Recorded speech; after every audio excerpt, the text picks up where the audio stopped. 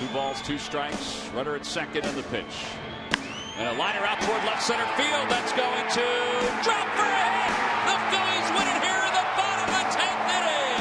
Odubel Herrera, his second walk-off victory of the year. They win it 5-4 in the bottom of the 10th inning. Look out.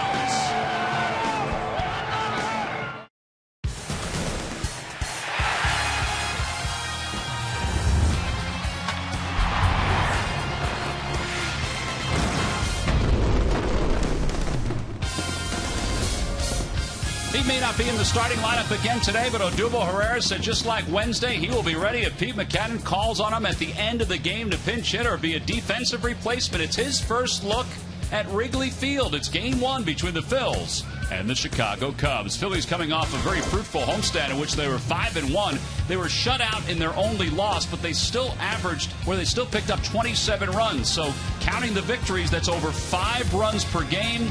And the bullpen ERA, a 1.50. Hi, everybody. I'm Tom McCarthy, along with Matt Stairs. Very familiar about playing here at Wrigley Field in the friendly confines. And you know what the wind is like. You know what it's like to face a tough pitcher. And the Phillies will face 3 tough pitchers in this ballpark this weekend. Well, they are. And facing John Lester tonight, he's a guy that came from Boston. I didn't think he'd ever leave Boston. You know, he was a fan favorite. You can see the graphic. These guys are facing the numbers. Jake Arrieta tomorrow has a tremendous fastball, very good curveball. You know, so they get their hands ahead of them. They got to go change up fastballs, curveballs, breaking balls, whatever it's going to be. All 3 of these guys throw totally different pitches. All right, now offensively, they also have to deal with this 2-headed monster that's evolving for the Cubs. Rizzo's already been an all-star, but he's really a different kind of player. Well, he's really found a swing ever since coming from San Diego to Chicago. He's a guy that takes his walk, sees a lot of pitches, gets hit by a lot of pitches, hits for power, and then all of a sudden Chris Bryant comes up 2 weeks after the season starts, and all he does is just hit home runs. He's a guy his swing is so short, stays to the zone a long time. Doesn't hit those long moon shots, but he hits line drive home runs. He'll hit high fly balls, but he plays very good defense at third base, so a guy who's going to be a star for a long time. All right, so the Cubs and the Phils, game 1 of a 3-game series here at Wrigley Field. It will be John Lester making the start for the Cubs, his 20th of the year. And Jerome Williams off the disabled list, making his 15th start of the season. He pitched for a season and a half out here in Chicago as a member of the Cubs. Maikel Franco is also back in the lineup for the Phillies. He'll be at third base. We'll get to the lineups and the first pitch from Chicago right after this.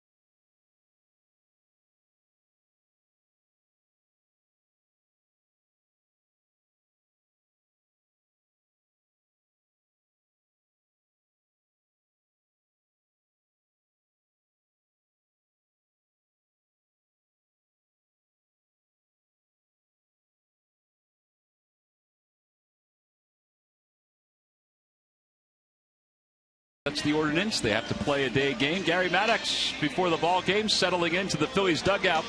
He patrolled center field out here for the Phils a number of times, and the Giants. Also before the ball game, Chase Utley took batting practice. He's been running all over the place for the last several days. Talked to him today in the hotel. He said he feels pretty good. And he was taking his whacks in the cage with everybody else. He took some batting practice under the bleachers, which is where the cages are before the game. Let's take a look at the Phillies lineup today. It's brought to you by Xfinity, the official entertainment provider of the Philadelphia Phillies. Hernandez leads it off in second, then Ben Revere and Maikel Franco. Jeff Francoeur bats cleanup. Darren Ruff fifth. Freddie Galvis sixth. In the bottom third of Cody Asche, Cameron Rupp, and Jerome Williams, and they will face 31-year-old left-hander. He's from God's country, as Larry Anderson likes to say, Tacoma, Washington. He's 5-8 with an ERA of 3.37 this year. He's pitched much better recently, but still, Matt, less than 500 record for him. Well, he's pitched better lately. The last 4 outings, he's 7+ innings, getting a little deeper into the game. His problem is throwing strikes at times. And you can see the scouting report. 4-pitch pitcher, fastball, average velocity 91.8 miles an hour.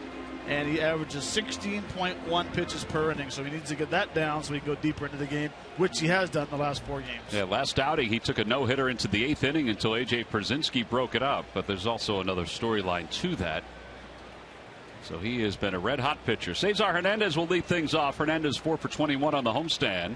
And the first pitch is grounded out to shortstop. And Starlin Castro's under it. He makes the play. 1 out here in the top of the first. Well, time for our Nissan keys to the game. I know Ben Davis is sitting home waiting for these. So key number 1 for me is Williams has to be better with all his pitches. The wind's blowing out. He's throwing the ball too much to the middle of the plate. Key number 2 is righties be ready for inside pitch from Lester. Either it's going to be a cutter or a fastball because he likes to live inside. Well, he got a quick out from Cesar Hernandez to begin this game. Now Ben Revere batting second. Revere is 3 for 10 lifetime against Lester.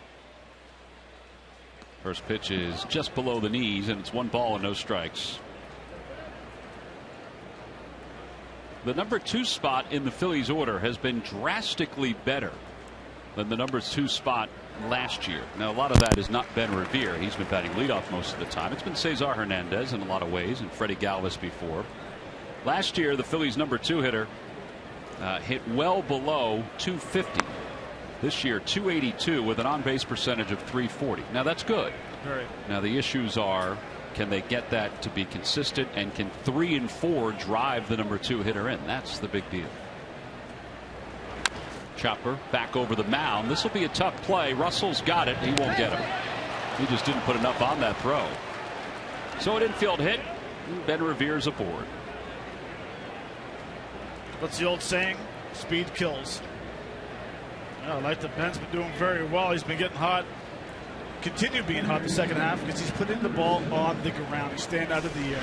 And when you hit choppers up the middle and you can run that quick, infielders have no chance of getting you at first base. I have to admit, I was kind of surprised there wasn't more on the throw from Russell, who's basically a shortstop, sort of transitioning over to second baseman. Starlin Castro is the shortstop for the Cubs. Maikel Franco, who's had the last couple of days off because of a sore elbow. He does not even have the wrap on that elbow. He takes a strike if it's 0-1, according to Tony Randazzo, the home plate umpire.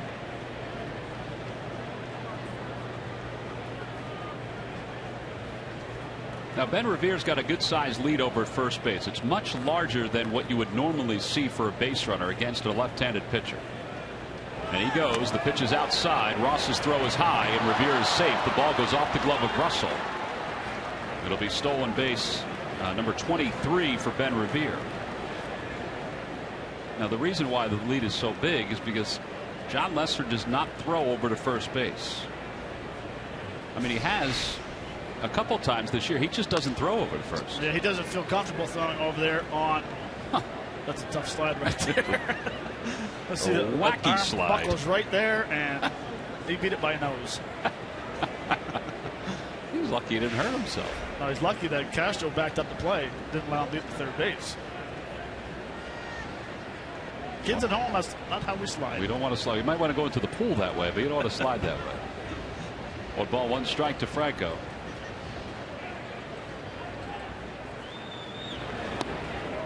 And it's 1-2.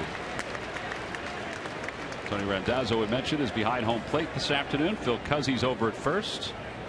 Jerry Davis is the crew chief. He's at second base. And Will Little is around at third.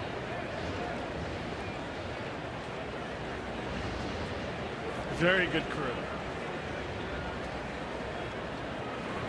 Yeah, aside from Little over at third, this is a seasoned umpiring crew. 2 balls, 2 strikes now. Michael did have 15 at-bats during the homestand before the injury. So he was 4 for 15. He chokes up on the bat a little bit with the count 2-2. And he grounds that one to shortstop. Castro backs up on it, has plenty of time. And there are 2 outs. Well, he threw him a second hook in this at bat. And Franco rolled over on it.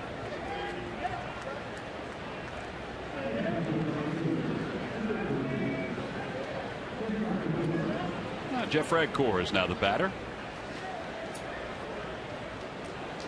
Redcore hitting .262, 8 home runs, 31 runs batted in.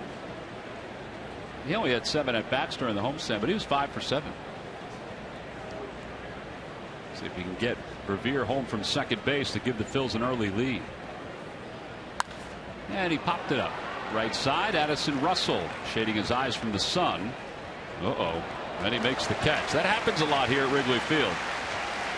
No runs, 1 infield hit, 1 man left in scoring position. So Jerome Williams going back to work in the big leagues when we return.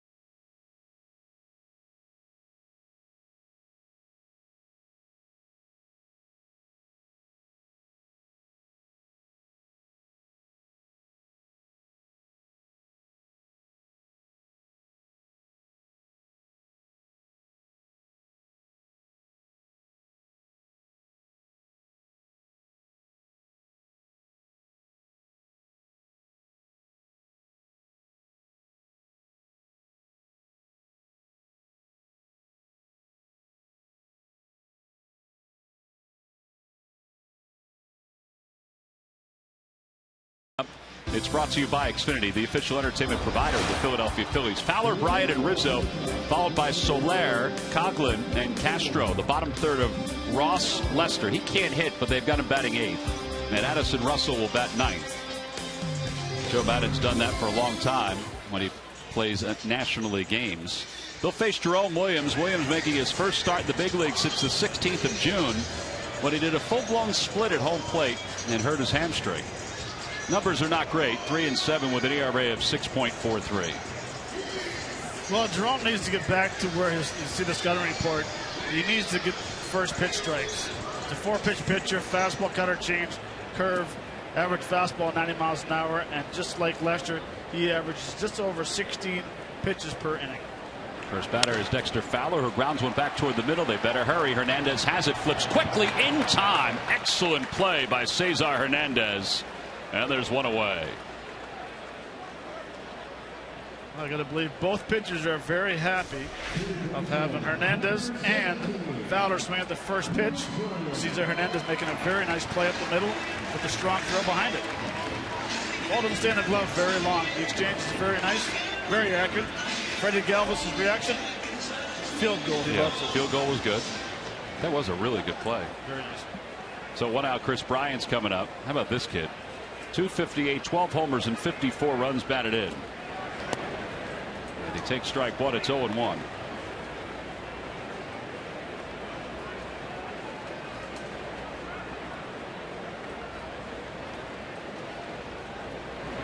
Swing and a miss, and it's no balls and 2 strikes. Chris Bryant blasted onto the scene, well, last year in the minor leagues, but really this year in spring training. 40 at-bats. He had 9 home runs for the Cubs, and everybody thought, well, he's going to be the opening day third baseman. Cubs had something else in mind. They had money in mind, which can't blame them. So they decided to send him back down to the minor leagues for a little more seasoning, and he's been up here for 94 days, as you see here. 1-2 pitch to him. Swing and a miss. They got him. It's a great changeup right there. A little more seasoning. Let's just go on the other side. If they would have called him up this first of the season, where could they have been after we see this very nice changeup down the zone and Bryant way in front of him? Where could they be? Maybe he was here opening day. It's a good point. I mean, as it stands now, they have one of the wild card spots by a half game over the San Francisco Giants. Anthony Rizzo is the batter. Look at his on-base percentage, .402. Grounds one toward first, a foul ball. 49 walks for Rizzo, but he's also been hit 20 times. So that's essentially 69 free passes, and we're just past the All-Star break. Well, a lot of times he gets hit by pitches is going to be on that back leg. He's very close to home plate, steps in the bucket. Like here, you're going to try to get a fastball underneath his hands. Almost got that fastball under his hands. Well, that's where you need to pitch him. Yeah, he does hug the plate. I love it. 1 ball, 1 strike. And he rips that one foul. During the 2015 season, Turkey Hill, the official ice cream of the Phillies, will contribute $100 for each Phillies victory and 5 cents for each carton of Phillies Grand Slam ice cream, sold to support the Phillies youth baseball and softball programs. 1 ball, 2 strikes to Rizzo. Another chopper foul. Oh, Murph, that's got you written all over. Murph is out in the sun, 83 degrees. And a breeze of about 15 miles an hour. That's changed a couple of different times. Murph, the breeze has changed a little bit, hasn't it, as the afternoon's gone on? I'm not feeling much of a breeze at all right here. So yeah, I'll say it's changed. That one served out into left field for Rizzo, so he's aboard, a 2-out single. I do think if the corner of the dugout didn't get in the way, or the camera, you may have had a chance to field that one, by the way. Yeah, that would have been a good one. I was taking a nice easy hop. I was ready for that. Well, you see the replay right here. It's a changeup well off the plate, probably a foot, 14 inches off the plate. He was practicing that early BP today, where he was setting up a baseball off of the plate and hitting line drives over the third baseman's head and into left field. So practice makes perfect. It carried over. Dexter Fowler was doing the same thing, and I was sitting there thinking, where's his bat speed? But he was trying to do something like that. That'll bring Jorge Soler to the plate with a runner at first base. Soler's been kind of up and down. He was another one of the prize prospects for the Cubs. .254 on the year. Out of Havana, Cuba.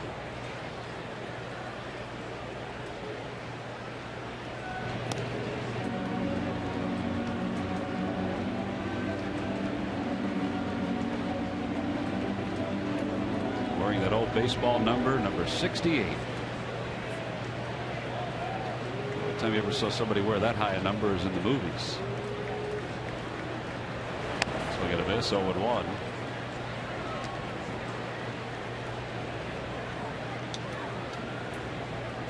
Well, if that last pitch is an indication of how his cutter will be today, it could be a long day for Chicago hitters. That cutter is very good. Late break, late movement, down the zone. I asked Bob McClure if there were any restrictions on Jerome, and he said, well, last outing he went 8 innings. He said, so I can't imagine there are any restrictions. It was his 3rd rehab start. He said what he wants him to do, though, is establish 1 or 2 pitches. He doesn't want him to keep throwing four pitches throughout the first time through the lineup. He said if one of them's working, keep throwing.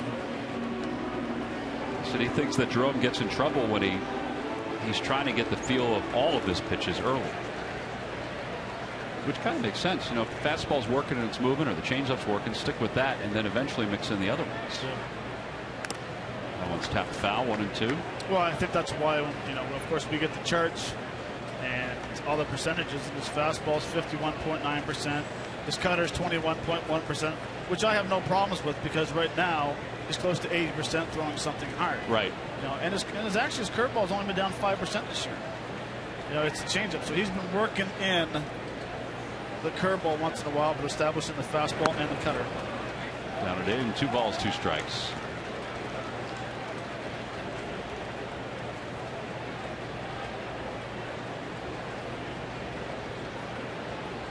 Before he went on the disabled list, Jerome's numbers in June were not great in 3 starts. In fact, he made 3 starts against San Francisco, Cincinnati, and Baltimore. His ERA, and it was only 11 innings because he didn't last that long. His ERA was 11.45.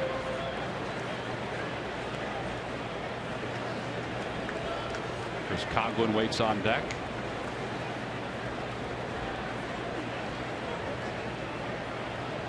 Runner goes. Chopper foul. And we'll do it again.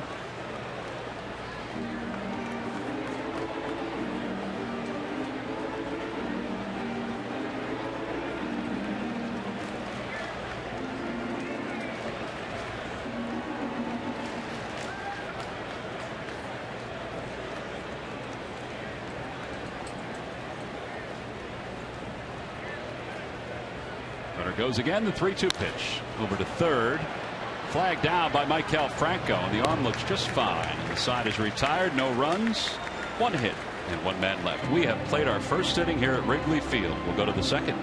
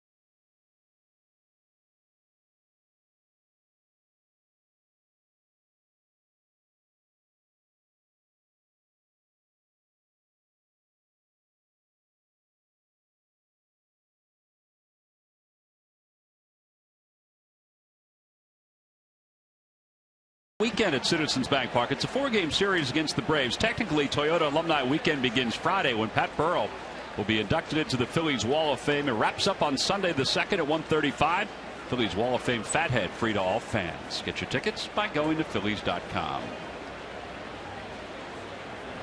Darren Ruff will lead things off, and Ruff takes a strike. It's 0-1. Darren playing first base today. Ryan Howard getting the day off against the lefties, which seems to be happening a little more often. Howard's 2 for 11 against Lester. He does have a home run against him, and Ruff 1 for 3.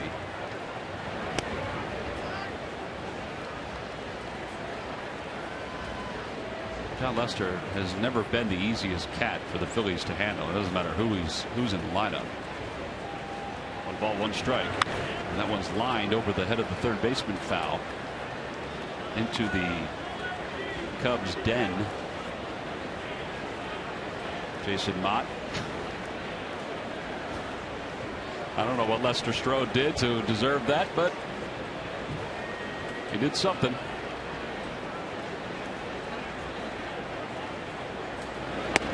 Two balls, 2 strikes to Rupp.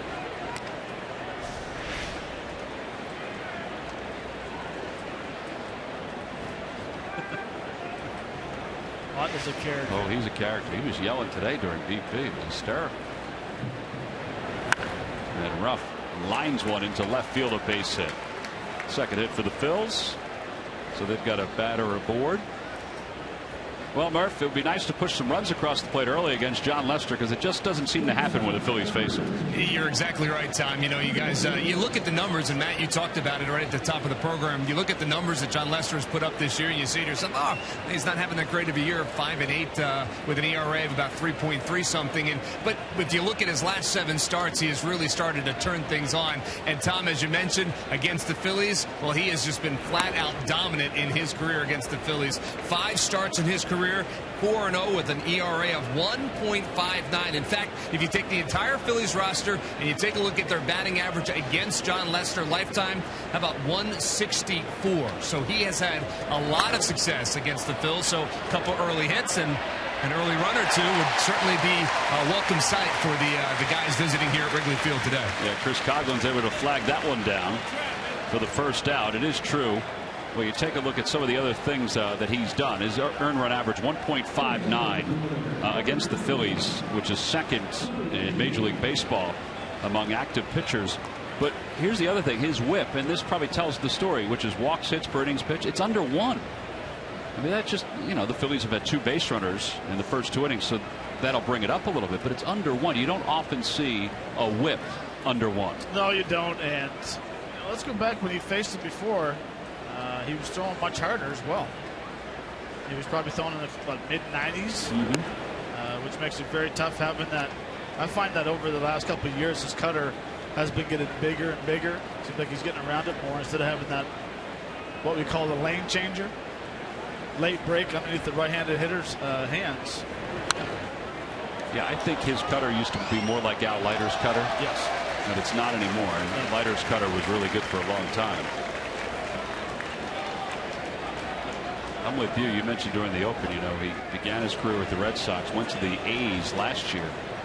I think everybody thought he'd go back to the Red Sox during the offseason. I think they expected it too. I know everyone in the Boston area did. As she takes low. 2 balls, 1 strike. He probably figured, been there, done it, won a world championship. Let's go somewhere else and help them win a championship. Plus the $160 million or whatever you got. Probably did not hurt. Yeah, it didn't hurt. 6 years.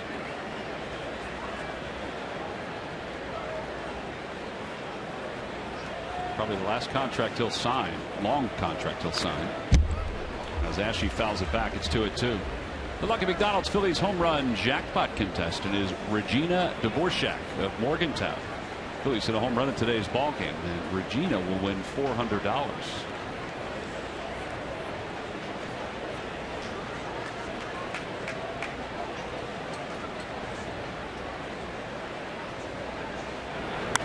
Off the hands, popped up toward third. Bryant should take care of this, and he does for the second out.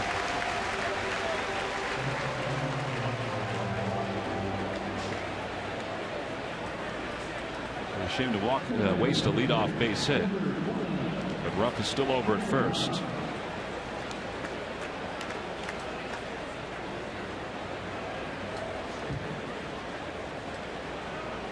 And Cameron Rupp will be the batter. I would like to see Cameron Rupp get a hold of one of those cutters and see him knock over that scoreboard in left center. That scoreboard has been hit already this year. Oh, I believe it. Fastball up, 1 ball, no strikes.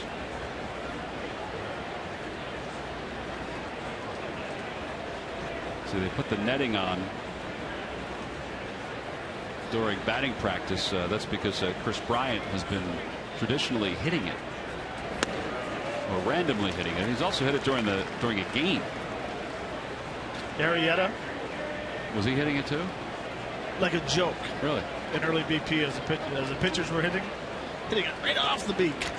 Well, it is a beautiful board. In fact, both new boards that they have here have really modernized that area out in left field and right field. As Rupp fouls it back, it's 1-2. I mean, you're so used to looking at the automated scoreboard out in center field that you have to kind of force yourself to look from center. I still look at the ball strike counter there, over to right or over to left center.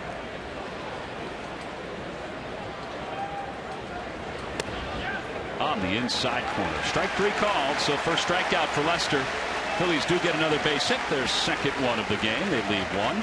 We've completed our first 1.5. We'll go to the bottom of the seconds.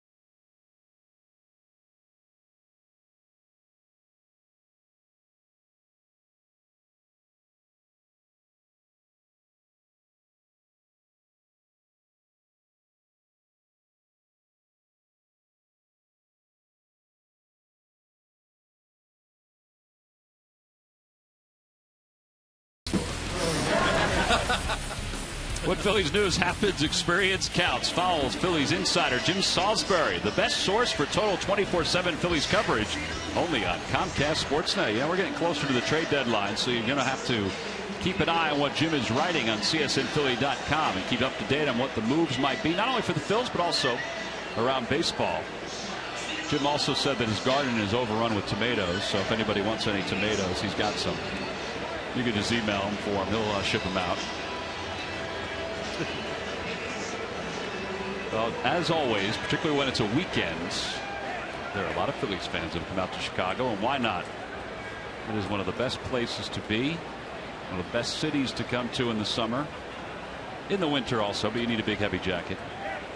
But certainly in the summer. There's Chris Coghlan to lead it off, hitting .254 with 9 homers and 21 runs batted in. Former Rookie of the Year, who for a long time just killed the Phillies when he was with the Marlins.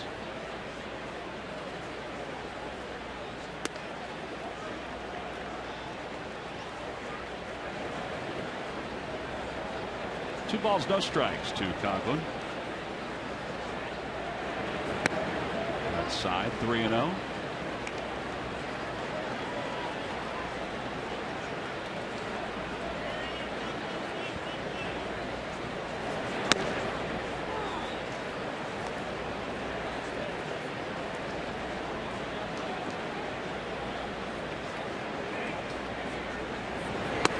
There's ball 4, so Coghlan draws a leadoff walk.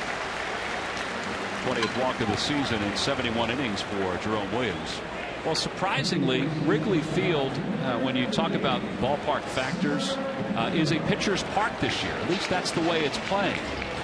14.9 hits per game combined between the two teams, which is ranked last in baseball. Doubles per game, 27th. Home runs per game, 21st. They say the wind has been blowing in more often this year. Well, I'll never argue with those numbers because I could not hit here to save my life. But you would think that this would not be a pitcher-friendly park more often than not. Well, that's not, even though the wind is blowing out today, it might blow out 10, 12 times a year. The rest of the time, I mean, it's you got to cut the wind to get it out of here. Well, it's still surprising that it is ranked as the most pitcher-friendly park in baseball by a handful of different statistical sites. Well, let's break it down. You have the wind blowing in. The gaps aren't very big. The balls are going to hang up, 368, 368 in the gaps.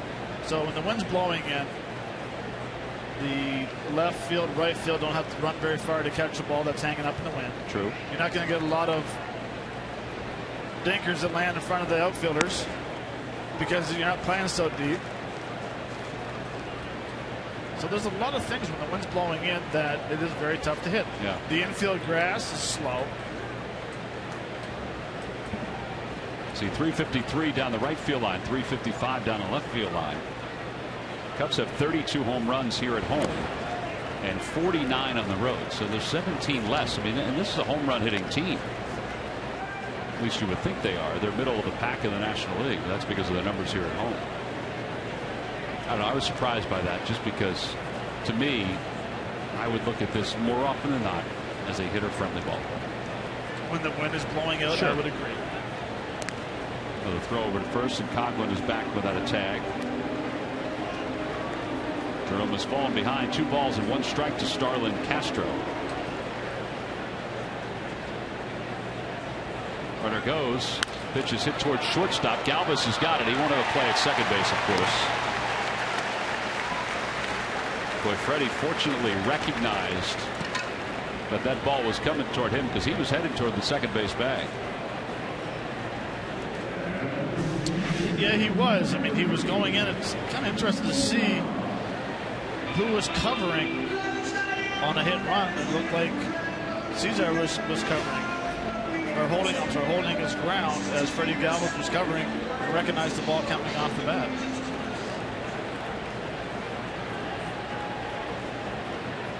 Well, Coghlan's now in scoring position, and David Ross will be the batter. Lester is on deck. So if you can get Ross, you can get out of this inning.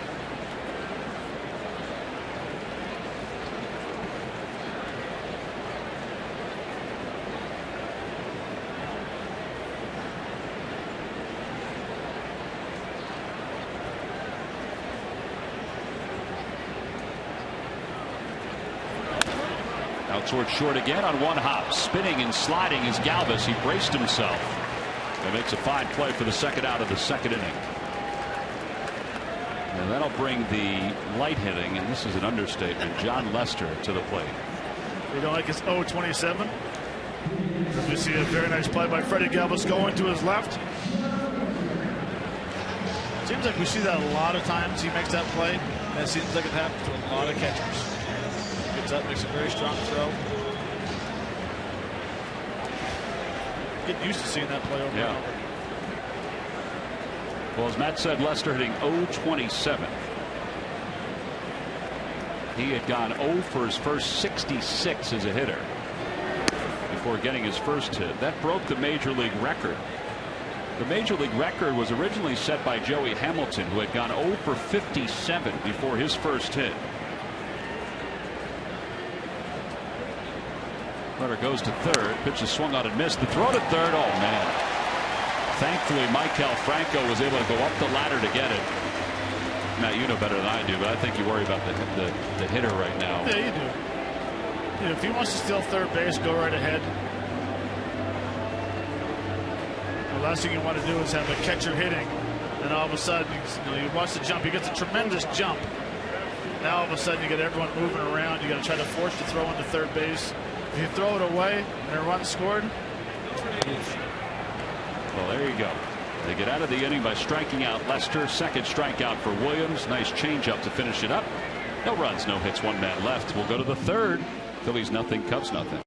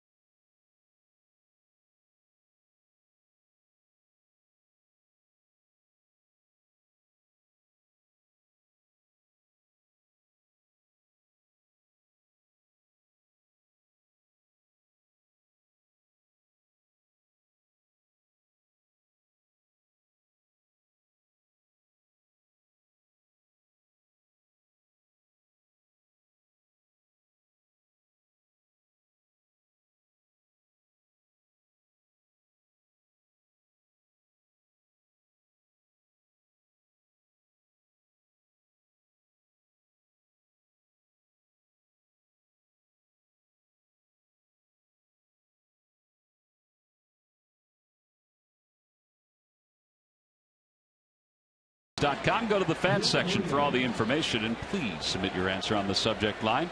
The question is, what position did Joe Maddon volunteer to play at Lafayette after being recruited as a shortstop and pitcher? And the answer obviously is not Ernie Banks, which I know you were hoping to use. Joe, of course, from Hazleton, went to Lafayette. Still has some thick ties to the Hazleton area, of course. Tom, this is going to be a 100% guess. I think you're up for it.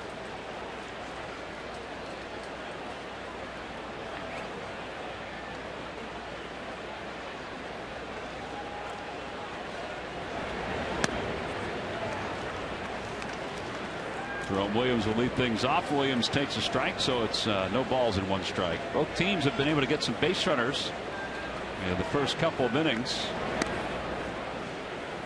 Cubs got a single in the first, a walk in the second. The Phillies got a single in the first and a single in the second. 1-1 pitch to Williams. Chopper back toward the middle. Castro glides to his left. And one quick out.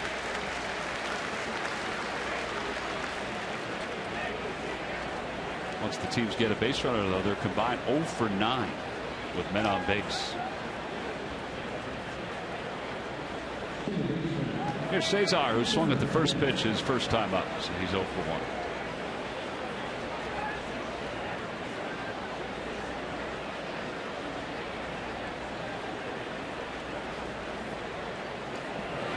1. Goes bunt, takes a strike, it's 0 1. Not a bad idea versus Lester. No likey throw to first base. No likey throw. Amazing, though, that he has gotten into that mode where I mean, it's a block. It's got to be a mental block. Where he can't throw over to first when there's a runner leading, and he has trouble even when there's a ball hit back to him. There's a liner into left center field for a base hit for Cesar. So the Phillies have their third hit. Phillies' favorite sports blog is now a TV show. Tonight, World Cup champion Carly Lloyd plays a round of Guess That Lloyd. Plus, have you heard about the Chase Utley Cruise? John Gonzalez has all the details on the 700 level show tonight at 10 over on the Comcast Network. Look, they even have shirts that they're giving out here in Chicago.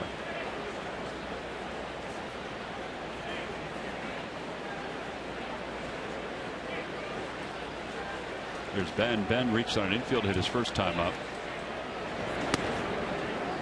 All right, so let's talk about this inability to throw over to first base. If you are, let's say, Cesar Hernandez, who has above average speed, why don't you just go? Like first pitch, just go. It's not that he cannot throw to first base. He prefers not to throw to first base. 1 ball, 1 strike. He's got to put it into his repertoire eventually, doesn't he? You would think. Look, and I've seen Lester pitch many, many times. He's very quick to home. He has a quick slide step. No runners ever tried to go against him because he did have that velocity of 96 getting in there quicker. And if you don't get in the habit of throwing to first base, you're going to lose it. Yeah. Which he has. So I agree with you, Tom. Go ahead. Go. I mean, to David Ross's credit, and he's thrown out about 35% or 30% of the runners that have tried to steal this year. But that's not only when Lester's out on the mound, although most of the time it is. 1-2 pitch. There goes Hernandez. Pitch is swung on and missed. The throw to second is high, and Hernandez has swiped second base. But Revere strikes out. Well, everybody has their comfort level, but boy, I would go so much earlier in the count. Yeah, and I agree with you. I think it's and then know the scouting report is it, is his left elbow moving when he goes to home, is his shoulder dropping, is his chin dropping down. There's a lot of different things that do with the scouting report. But as a base runner, you need to feel comfortable. You need to trust what you see and not let it happen. Just go ahead and do it. By the way, we showed you the list of guys that have had stolen bases against him. I thought Lester would be at the top of it when I looked at it earlier this week. The fact that Tyson Ross is number 1 is shocking to me. But he's got a big leg kick. So the Phillies have stolen 2 bags. They had been quiet on the base paths over the last week or so. They had just 1 stolen base in the previous 8 games. Well, ball, no strikes to Franco. Franco's grounded out to shortstop today.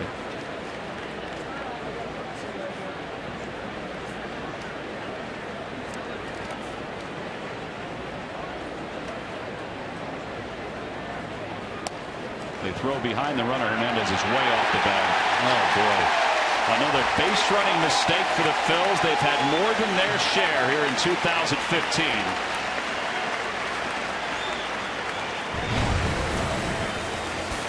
Cesar Hernandez, where was he going? Not totally sure, but the Cubs took care of business.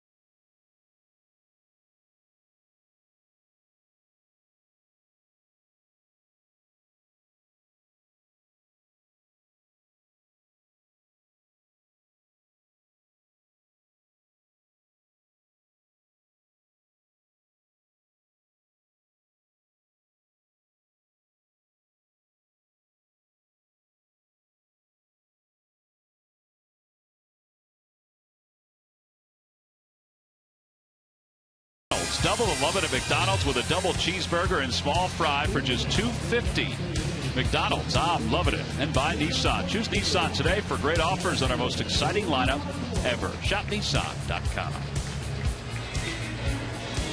Well, Matt, time and time again, we've seen the Phillies kind of run themselves out of innings.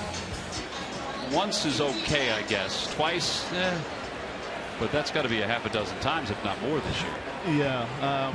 No excuse for it, to tell you the truth. There really isn't. I mean, you're in a scoring position. You know, the big thing is I don't mind the secondary, but he's got like a running start. You got to realize how close you are to the bag before you start doing your secondary lead. Yeah, at that point, you might as well just go to third. Right. So if you're off, look, he gets a running start. Now all of a sudden, all of his momentum is going towards third base. He's 30 feet off the bag. Now, if he was starting at 5 feet off the bag and wanted to get momentum, that's fine. Yeah. Strike 3 called. Russell down looking. Third strikeout for Jerome Williams. One away here in the 3rd inning. Back to the top of the order. Well, he is a gifted player. Athletically, he's got tools upon tools upon tools. He's got to get the whole base running thing down. I mean, they've slipped past so many bags this year. They've gotten picked off so many times this year. But how long does it take to realize, all right, well, I missed a bag. I need to go back to first base because I know I missed it. Yeah. You know, we saw the other day we run by a guy who goes back to tag at first base, and even if he would have caught it, he would have been out because he ran by him. Right. I mean, how many times or what do you need to start doing you need to start sitting down and have a one-on-one class before games? Yeah, I don't know. I mean, seriously, I mean, it's with all the talent in the world, the way they're hitting, the way they're playing defense is great. And not just that gentleman right there, Cesar. Everyone needs to go back and learn it. Ground ball to second. Cesar comes in and field it. Fowler's retired. Well, I've talked to Larry Bowa about this. Talked to Schmitty about it. You and I have talked about it. People around the game have wondered, not only with the Phillies, but just with players in general, what the issue is. And, you know, a lot of them think that there's just no emphasis on it when they're younger. There's an emphasis on hitting, maybe an emphasis on taking ground balls, but the other facets of the game are somewhat lost. Right.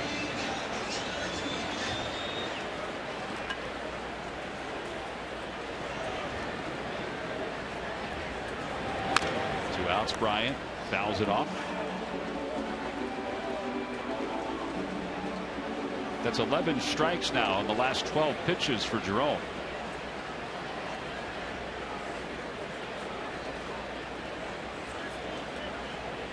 Bryant struck out his first time up.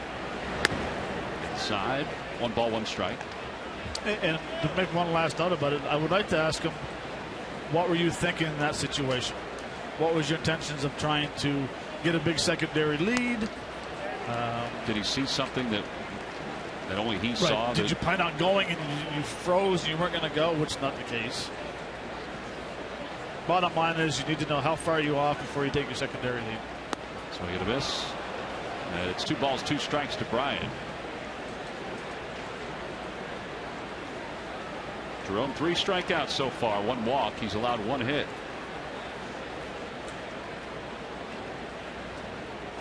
Now the 2-2 pitch. Out to right field. Boy, that ball is smoked deep to right. Wow, it is gone up into the bleachers.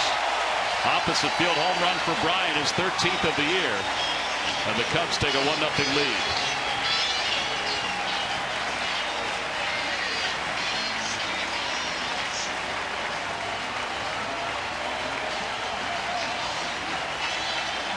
Well, if there's one pitch so far that Williams is going to say he wished he had back, it's this fastball right here.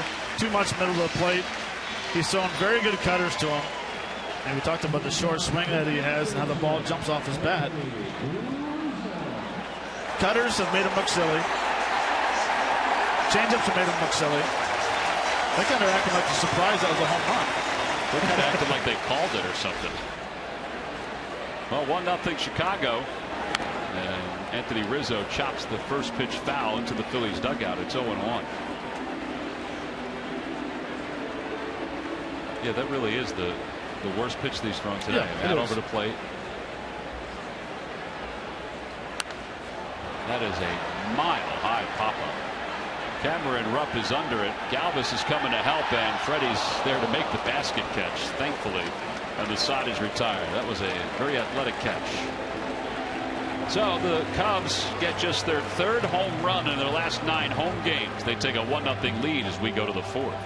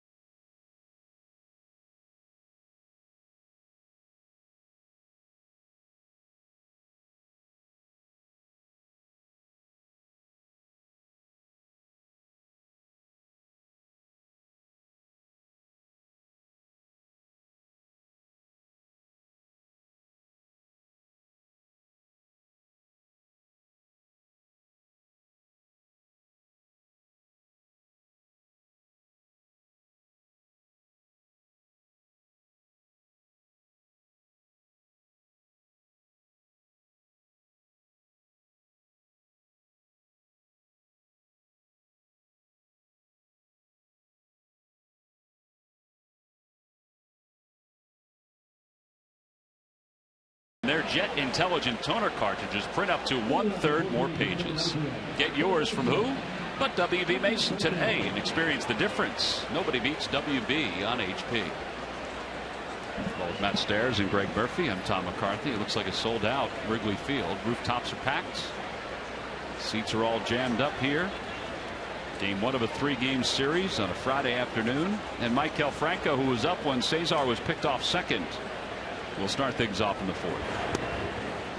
Fresh count. The count is 1 ball and no strikes.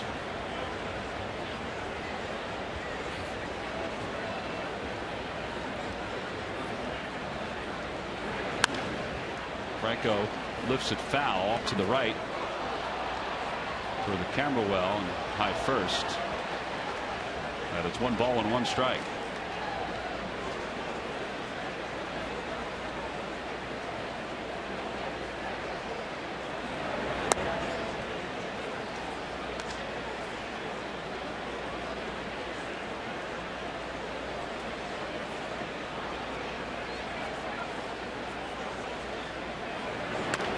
Off the end of the bat, right back to Lester. He runs it halfway. Well, a little more than halfway. Flips underhand, 1 out. It's now time for you to tweet your strongest fan photo. Use hashtag #PhillyPhotoDataStrongFan, and you just might see yourself in an upcoming broadcast brought to you by T-Mobile. In fact, we're going to show you our first photo at some point today. Murph is filtering through them right now as we speak. He's getting rid of all the reds in the eyes and stuff like that. Right, Murph? That's a good one. That's not a good one. Yeah. I'm taking care of that, Tom. Got it. Need it. Got it. Need it. 0-1 to Francoeur. Thought that pitch was low. Jeff popped out his first time up. Popped out to second.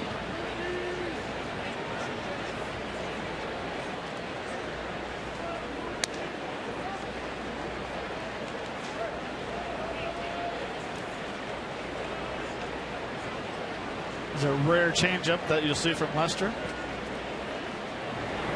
That one's a liner out toward left field. That's going to go to the corner. And toward the ivy, Francoeur on his way to second base, and he'll be there standing with his 11th double of the season.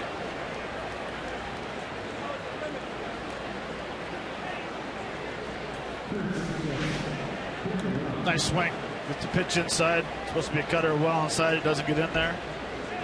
Drops the barrel to it. Hits it down left field corner for his 11th double. All right, so the Phillies have had a base runner in each inning. They've had a runner at second base in 3 of the 4 innings. Let's see if they can manage something here with 1 man down. I mentioned Lester's coming off in his last outing a near no-hitter. He allowed 2 hits in the 8th inning. The first one to A.J. Pierzynski. Now, he allowed a ball which was scored a base hit in the first inning of that game against the Braves, but it was then changed to an error as the game moved on. And he's among the leaders in shutdown innings, as you see here. On the heels of Chris Bryant's home run, he has a 1-0 lead. He was able to get Darren Ruff out in front of that pitch. It's 0-1.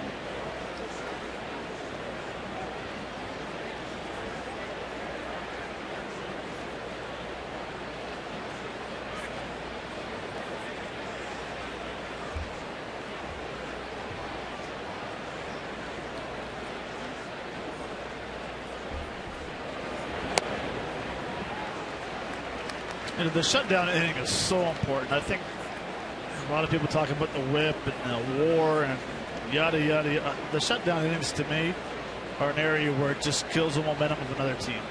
You score a couple runs, now you go out, you can throw up a goose egg. Now your offense is coming back in to try to score again. I know they talk about inherent runners, when the bullpen gives up. Sometimes it's literally impossible to stop. I think with the shutdown innings, it's probably one of the most important stats out there. Well, for a starting pitcher, it's important because that's how he stays in games. Yeah. Well, ball 2 strikes to Ruff with a runner at second base. And that ball hits Ruff. Oh, man. It looked like it just kept on cutting inside, got his back leg. And he'll limp up to the first base bag. That hit knee? I couldn't tell. I think it hit just below the knee. Nope, it hit right on the knee. Top of the knee. That's a cutter that. Ooh.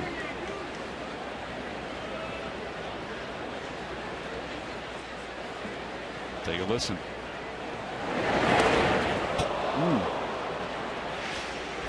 That's going to smart for a while. Well, now Galvis, who flied to left, line to left his first time up, hit it well. Takes on the outside corner. It's 0-1.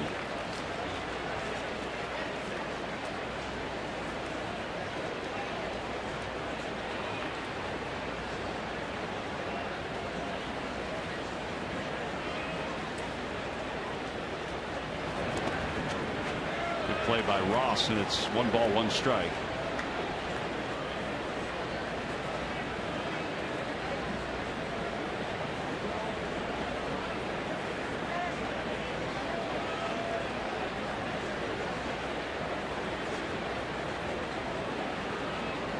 Now, as a base runner at second base, you're kind of timid with your secondary lead, knowing that Ross will throw behind you at second.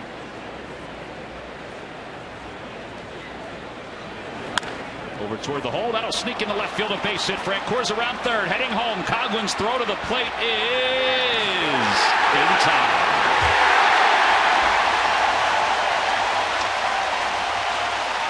Outfield assist number 8 for Chris Coghlan. He's had one of the more accurate throwing arms in the National League this year. 2 outs, and it's still 1-0 Cubs. It doesn't seem like there's any violation of Rule 7.13.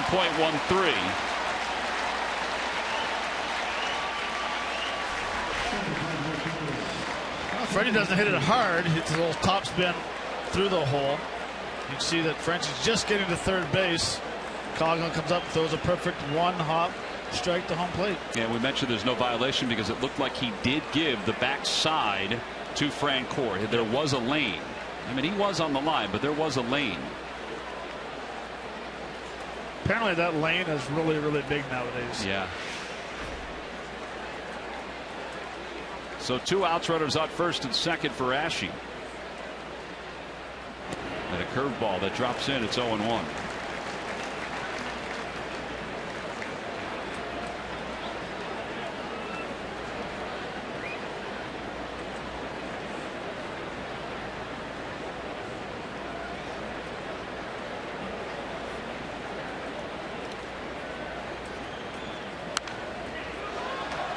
It doesn't hurt either that nice play by that gentleman right there. It doesn't hurt that the outfielders play very shallow in left field as we take a look.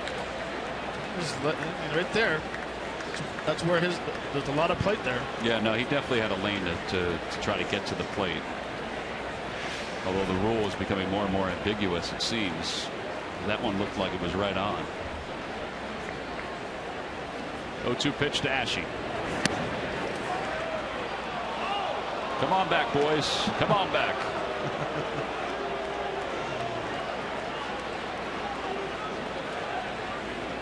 What can you say? I don't know. I mean, really, he missed it. It's a strike. There's nothing you can say but my bad, and let's go get him. Joe Madden is speechless. It's hard for Joe to be speechless.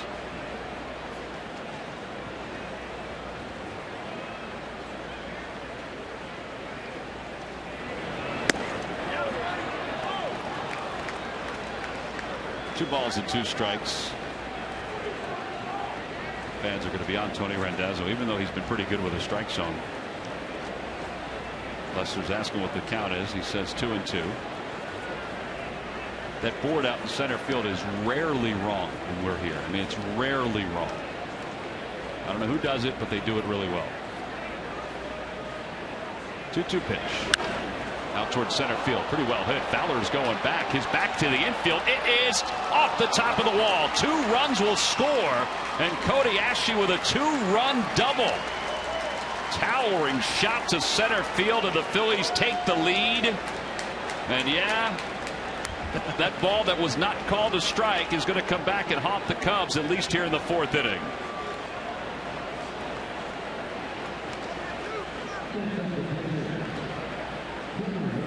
I don't think Lester's very happy right now. No, he is fuming right now at the home plate umpire, Tony Randazzo. I think David Ross is trying to get a signal to go talk to him. Here's the pitch that wasn't called a strike. I mean, that looks like strike 3. Well, everyone thought it was strike 3. More than likely, if he throws it again, it will be strike 3. But take advantage of the miss. Cameron Rupp takes outside. It's 1-0. Well, let's face it. Ashe probably got away with one there, but that's a heck of an at bat right there, lefty on lefty, to drive that ball to center field. 12th double of the year.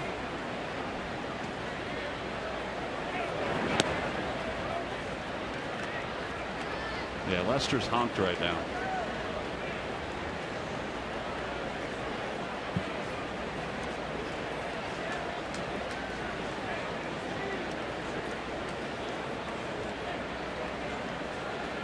So much for that shutdown inning. So much. Percentage goes down.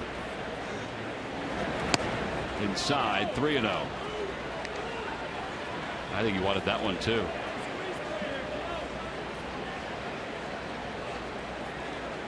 Well, now it's going to cost him at least 6 pitches extra.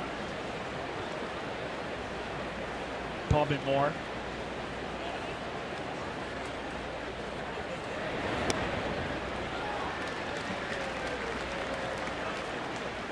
.30 curveball. Well, nothing else was working. 3-1. It's a good spot now for Rupp to unload with Williams on deck. Apparently that curveball to Cody Ashley, the one he hit off the wall, wasn't working either. They're working it outside. Ground ball to third. Bryant stays down on it, and he tried to tag Ashley, but Ashley is out of the baseline. He went well beyond the 3 feet that the base runner establishes. You can go 3 feet right or left once you establish the plane, and the side is retired. Well, this is a no strike call. This would have been strike 3 to Ashley, and he comes back with a curveball and then drives it off the ivy in center field. That drives home 2. The Phillies take the lead, and John Lester just gazing at Tony Randazzo.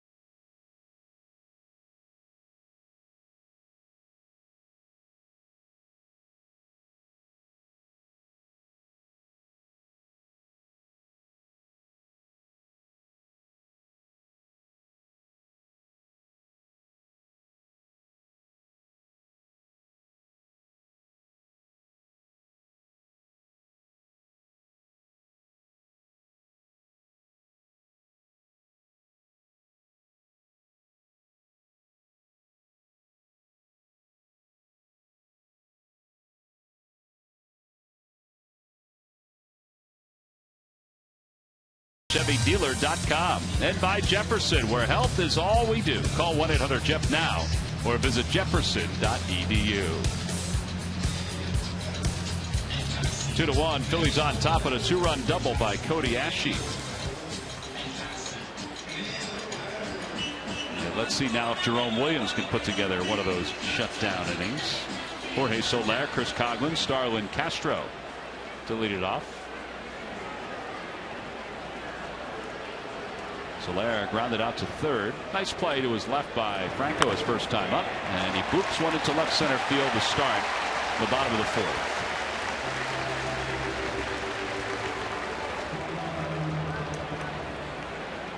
Chris Coghlan's coming up. Well, Murphy's given up 1 home run so far today. That was one of the issues Jerome had before the injury.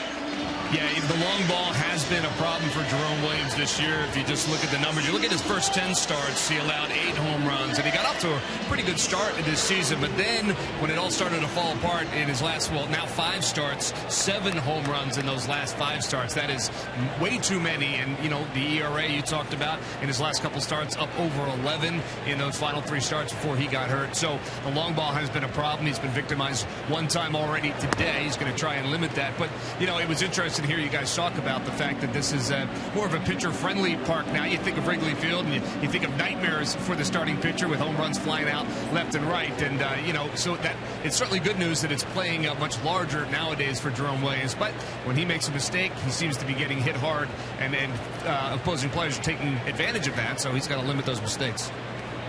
He just isn't overpowering enough to... Oh, man. That ball is crushed deep to right field, and the Cubs retake the lead.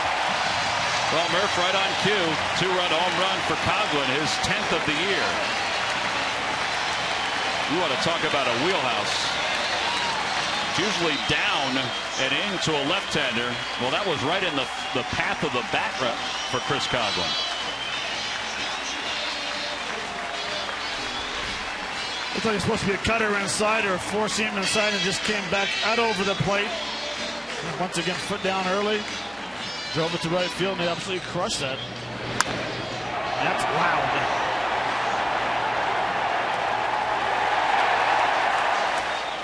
And Murph, that's the reason why when he misses, he doesn't have late movement on his fastball, so he doesn't throw a heavy ball.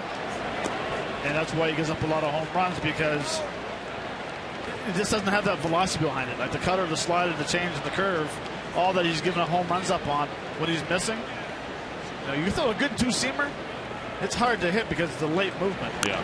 He throws a light ball, which a lot of pitchers do. Well, Coghlan has just made John Lester much happier with his second home run in his last 4 games. He's been a good asset for Chicago. I think everybody in Miami had hoped that this was what he would be for them, but after his Rookie of the Year campaign, a knee injury and a handful of other injuries, mild ones, knocked him off track, and he just wasn't the same player he was that rookie year. Pretty close to it right now. Ground ball back toward the middle, picked by Jerome Williams. Some fancy work there by Jerome. 1 out. Well, wouldn't you think you'd have a little more patience for a guy who's Rookie of the Year? Very good hitter, very good defensive player. Suffers a couple injuries, little minor injuries. I'm going to give him a little longer look. I thought he was a very good player when I saw him. No, I'll agree with you on that. I do think that they did give him, after that rookie season, a handful of other years. The injuries really did plague him, though. I mean, the knee injury, which he sustained in a post-game interview, that really sidetracked him. 70 games in 13 for Miami, 39 in 2012 for Miami, 65 in 2011. After Rookie of the Year in 2009, he played 128 games that year, had 9 home runs. The 10 now is a career high, as that one is just over the glove of Darren Ruff. And David Ross has a 1-out single. Watch every out-of-market game live or on demand in True HD on over 400 mobile and connected devices with MLB.TV Premium. Real-time highlights, live look-ins, pitch tracking widget, and more. Every night on every device. Blackout and other restrictions apply. Visit MLB.TV for details. I stand corrected. But you're right, though. I think people do give guys like that a little more freedom.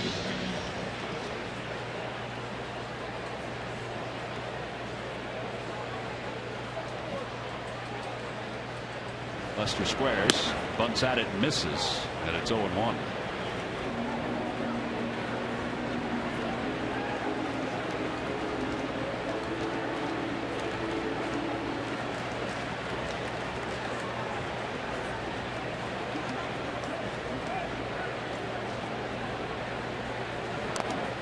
Well, he still has trouble bunting, and that ball got a piece of Tony Randazzo.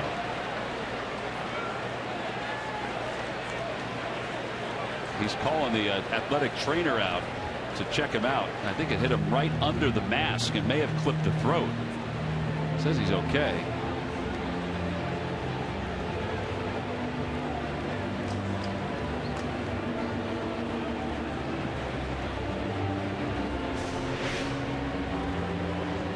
No, it took a bounce. I didn't even realize it took a bounce and went right under.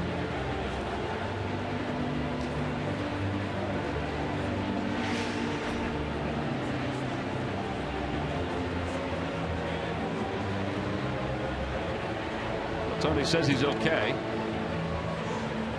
Jerry Davis is the crew chief. He's the man in the middle that just pounded him on a chest protector. So they'll keep an eye on him. Phil Cuzzy just reminded him of that.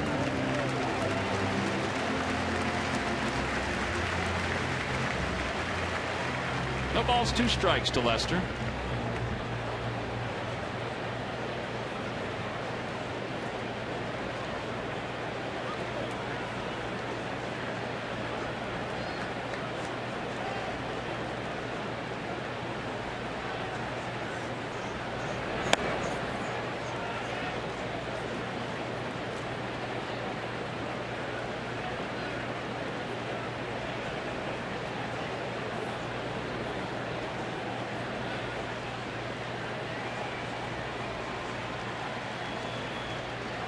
Runner goes from first. Pitch is tapped up the first base line. I think the fans are just excited that Lester made contacts.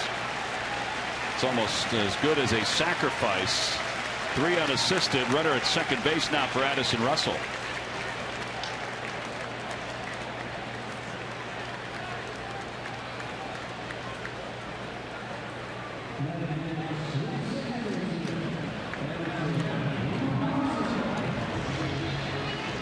I don't think he's too worried about his batting average. I don't think so. I think he's just more happy he put the ball on play. He did have 18 strikeouts and 38 at bats going into that at bat right there.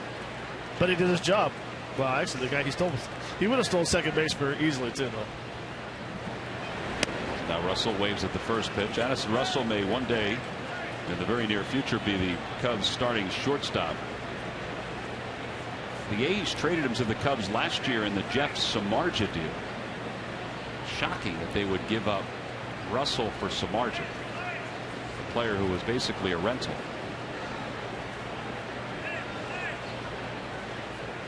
If the Cubs manage to trade Starlin Castro, then Russell will move back over to shortstop. No balls, 1 strike. Outside, 1-1.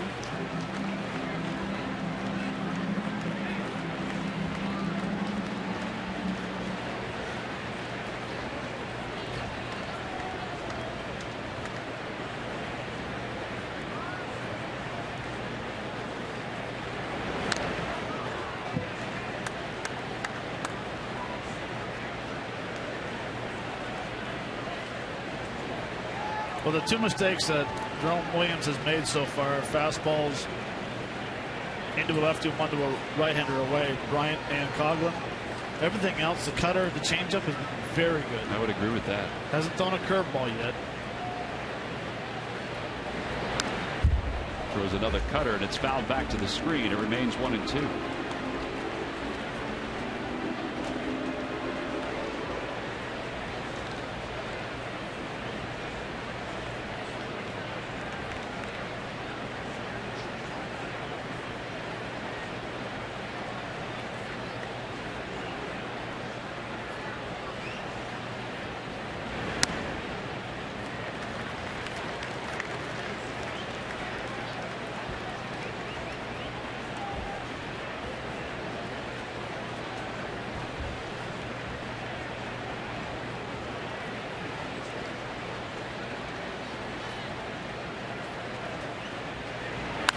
Ground ball to shortstop. Galvis has to hurry. He backhands and throws in time, and the side is retired. However, the Cubs launch another home run. This time a 2-run shot by Chris Coughlin. He's given the Cubs a 3-2 lead as we go to the 5th.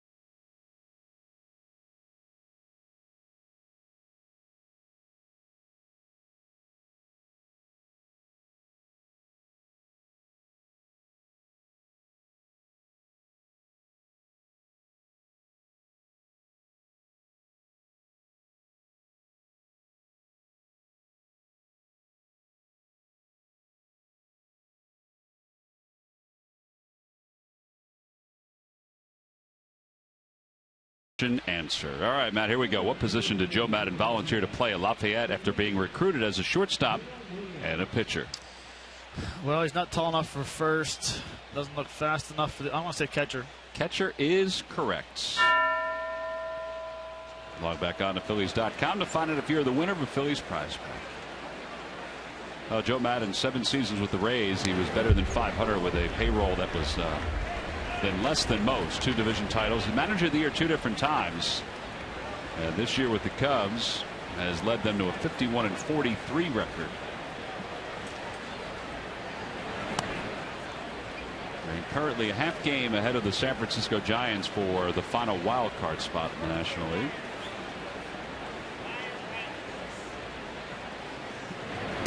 Swing and a miss. 1-2 to Jerome Williams.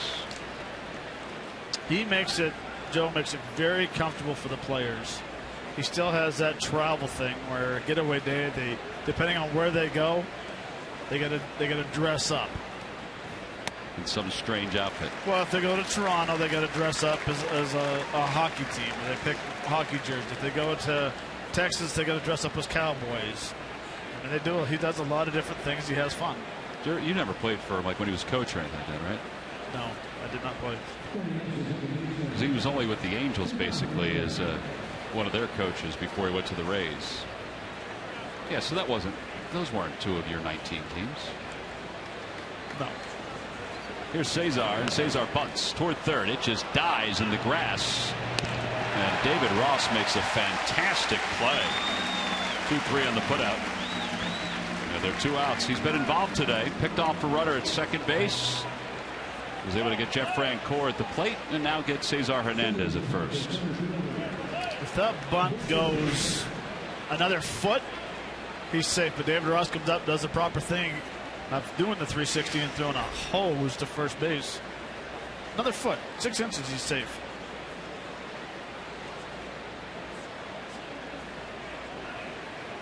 Well, Ben Revere reached on an infield hit his first time up. He's also struck out. And a strike, and it's 0-1. Just got him.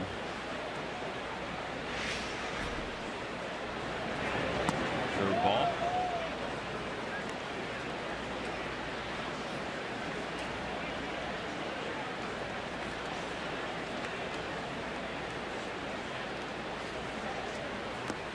I think Cesar was trying to get it up the third base line more and maybe make John Lester try to field it. If that happened, then he would have beaten it.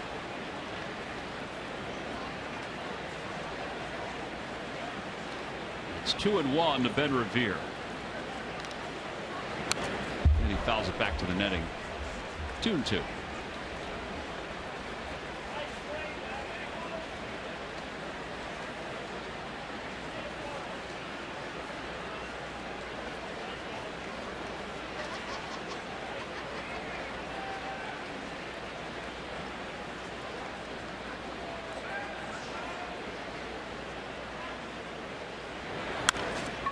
Flag down by Lester, who has plenty of time to run halfway and flip underhand. Side is retired. Phillies go down in order for the first time this afternoon. We've completed 4.5.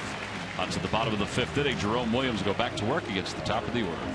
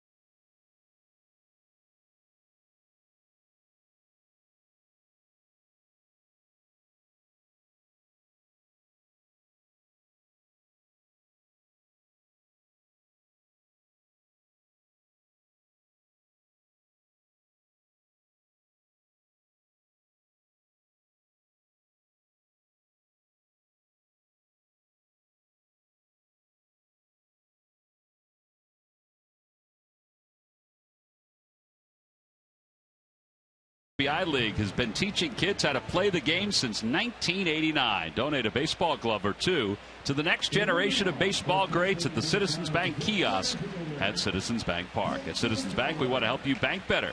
So the next time you have a question about money, don't keep it to yourself. Ask a Citizen. Bottom of the 5th inning, the Ivies coming in thick. Folks enjoying the day out in the bleachers. Got to have your sunscreen on. You got to get layered up too.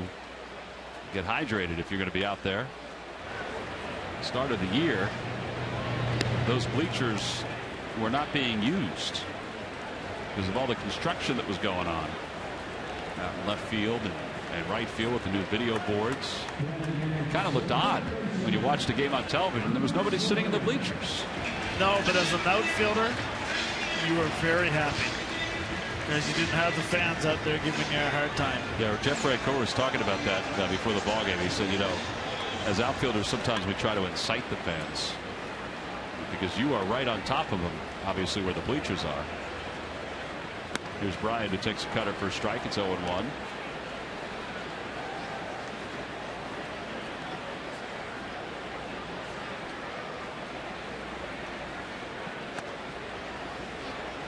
One ball, one strike. Actually, the fans at the outfield, the bleacher creatures, they're funny.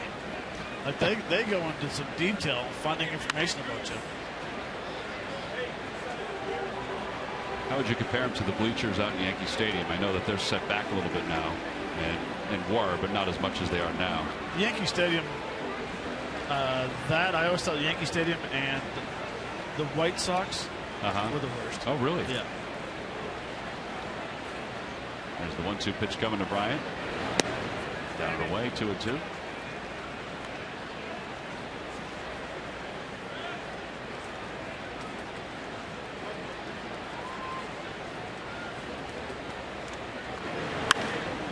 Now toward right field, Jeff Francoeur toward the line makes the catch. 2 outs. That's only the second out recorded by Jerome Williams in the air here this afternoon. Everything else has been a strikeout, a ground out. All right, so our first photo reveal. Let's go to Greg Murphy for that. All right, thank you, Tom. Well, as promised earlier in the game, we have selected the Data Strong fan photo of the game. Tweet your strongest fan photo to Philly Photo Data Strong fan, as you might see yourself in an upcoming broadcast. Today's photo comes from KW03. It's a cute picture of Dad and daughter on Dad's shoulders coming into Citizens Bank Park. So that is our first Data Strong fan photo of the game. And I think you'll agree that's a good one. That's right? a beautiful one. Very good one. Murph, I feel better now that you tried to say it. You know, didn't say it as cleanly. It's the longest hashtag going. It is. Philly Photo Data Strong Fan. It fits on 2 lines in your copy, so it makes it very difficult to read. Takes a little bit of time to get used to it. Yeah. Well, keep those photos coming in. As we said, we will show them as the days and weeks move on. That's a great photo, though. There's some beautiful shots that you can pick up at Citizens Bank Park, and that one was very smartly done.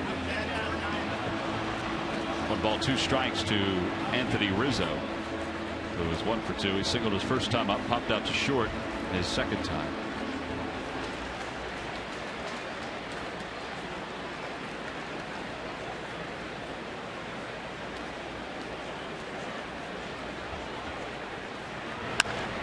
Over to first, and it's handled by Darren Ruff. So another ground ball out, and it's a 1-2-3 5th inning for Jerome. He has retired 5 in a row. Now the Phils looking for a little offense when we come back for the top of the 6th.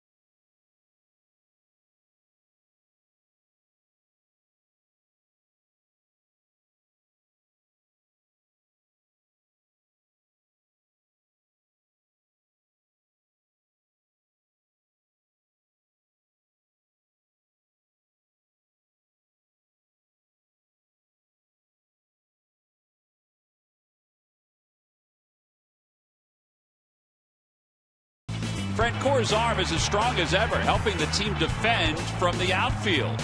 Off the bench and pinch hitting, Jeff has embraced the job and delivered again and again, putting himself among the league leaders in pinch hits. Frenchie walked onto the Phillies roster this winter and is walking off with good memories during the season. And they're brought to you by Independence Blue Cross. Live fearless. Jeff Francoeur getting a chance to play today against the left-hander John Lester. He's due up second in this inning. We move to the top of the sixth. It's the 3-2 Cubs lead. On a warm afternoon here in Chicago. Day baseball, it's become a tradition since they put the lights on here at Wrigley Field. Which is in there for a strike to Franco. Most places you go, you're going to play a night game on Friday. There's just no two ways about it. But here, part of the deal to put the lights in was to keep Fridays at day games. As Franco's retired, one out. And here comes Jeff Francoeur. And it seems like when you go on the road, people think, well, we're playing the Cubs, we play a couple of day games. I'm telling you, it catches up to you. Playing a lot. And it's, you know, today we have 305, tomorrow 305, 120. Next week could be 340, 210, and 1205. How I never missed a game, I do not know. Well, there was that one time. Tom, we won't talk about that. Jeff Francoeur takes inside. It's 1-0. Let's just say you have enough friends that will make sure you get to a game. Jeff has doubled. He's also popped out. One ball, one strike to Francoeur.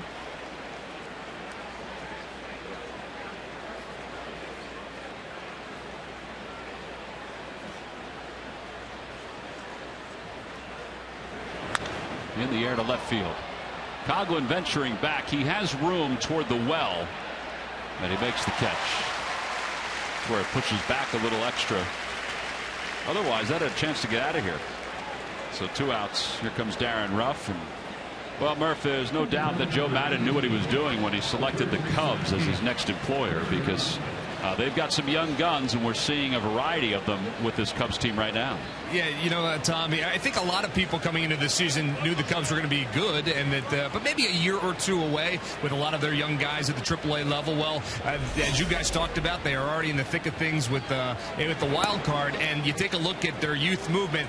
Take a look at the guys that have just been called up in the last year. You got Chris Bryant, 23 years old, called up in April. Addison Russell, 21 years old, called up in April as well. Kyle Schwarber, who was just called up in June, who has already paid dividends for them at the catcher's position. And then Jorge Soler, who was called up last August as well. You take a look at just these 4 guys, all he's age 23, all under the age of 23 or 23 and under.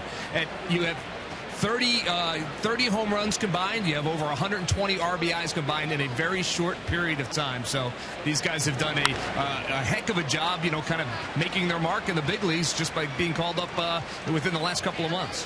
You just saw Schwarber in the dugout as you were going through that, Murph, and they're trying to find more opportunities for him to play in one way, shape, or form. The kid who they just drafted last year out of Indiana. Javier Baez is another one who eventually will be back up here. And you know what, Tom, you can point out that, you know, Rizzo and Castro in the infield as well, also very young guys, and they're in mid-20s. So you take a look at this team, the average age of this team is very, very young. They're very competitive already. They're going to be a team to be reckoned with for years and years in the National League. Part of the reason why John Lester, that and the money, why he decided to sign here. It is the youngest starting infield in Major League Baseball. Now, they have had their issues. I mean, 12 errors for Bryant, 16 for Castro, 11 for Addison Russell. A lot of those happened early on this season. They've played better defensively. As Galvis takes a strike, it's 1 ball and 1 strike.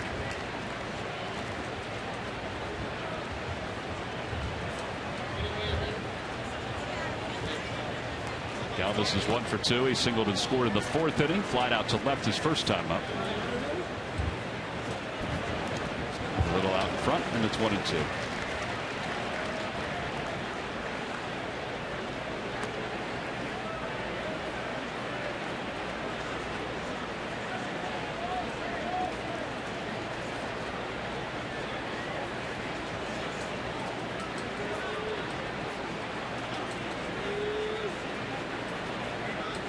Baez, who we were talking about, Javier Baez, just came back from an injury. He's down in AAA currently for the Cubs.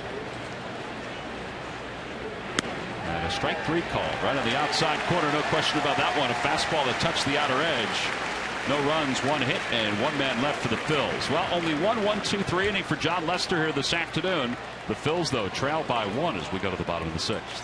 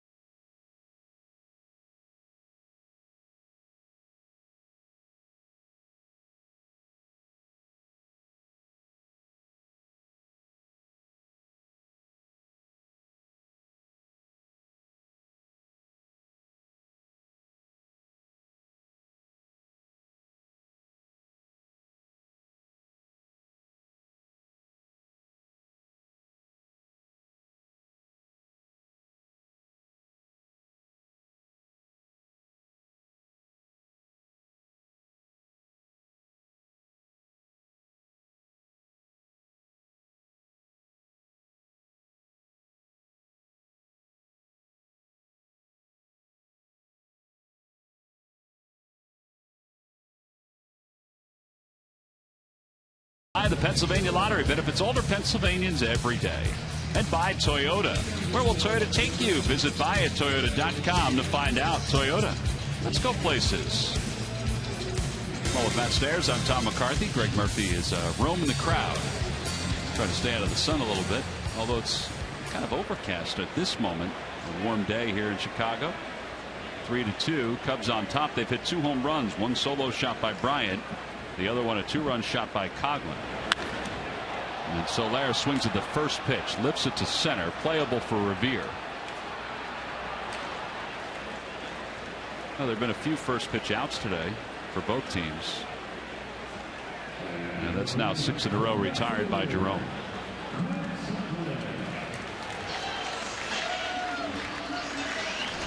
Well, here is Chris Coghlan, and his home run his last time up. Fastball supposed to stay inside. Just 2-seamer came back out over the middle of the plate.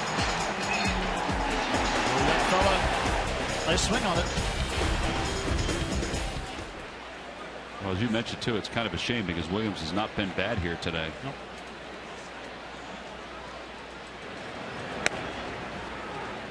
Coghlan takes a strike, and it's 0-1. Coghlan walked his first time up.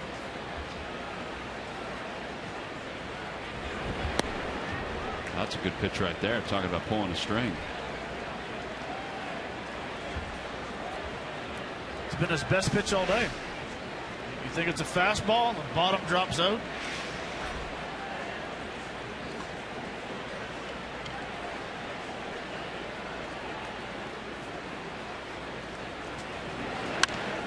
Oh boy, that's a fair ball down the third base line. Coghlan can run. He's on his way to second, and he puts the brakes on. Ashley does a great job getting to it. So a 1-out single.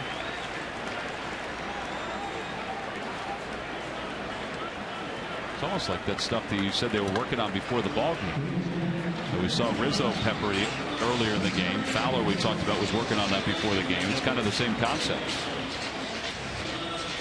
Well, Cameron wants to change up. Jerome shakes to a fastball. Unfortunately, hits down inside the third base bag.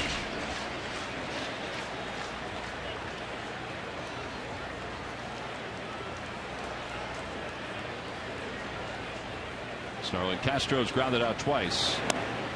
And he takes down and away. It's 1-0.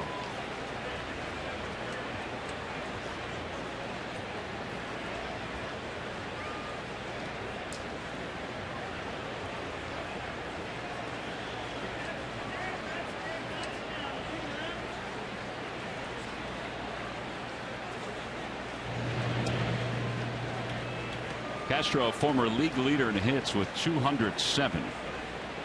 That was back in 2011. That year he had 307 for the Cubs.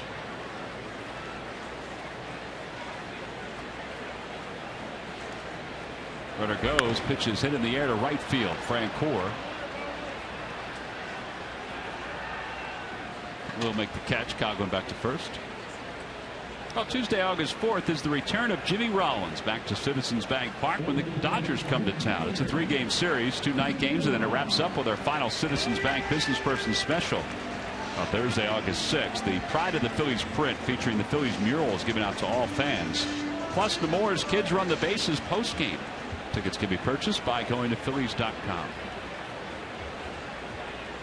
Jimmy went to Citi Field, was at Citi Field for the first time as a member of the Dodgers, and greeted his friends, his New York friends, with a home run in last night's game.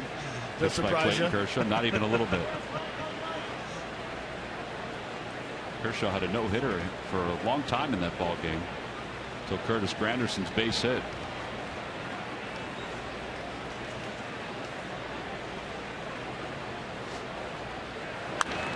Ross pops it up. He'll be out of play.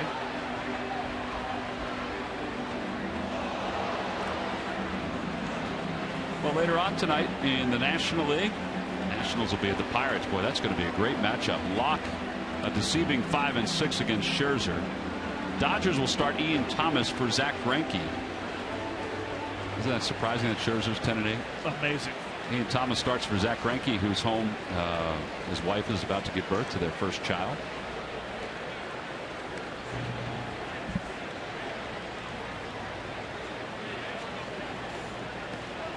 Jake Diekman warming up. Bob McClure walking out to the mound.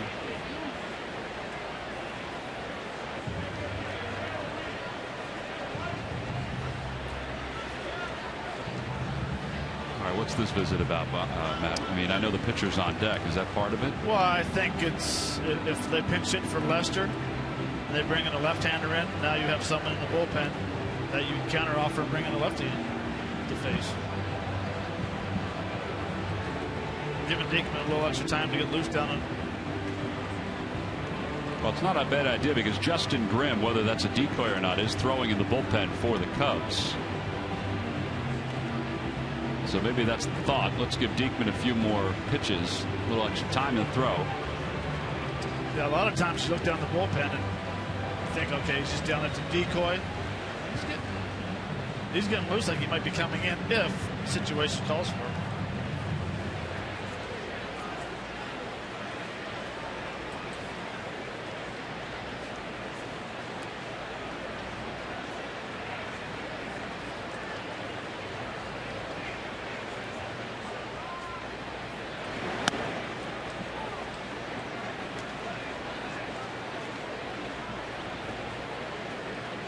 That's Jerome Williams' 81st pitch. Not too bad considering where we are in the 6th inning.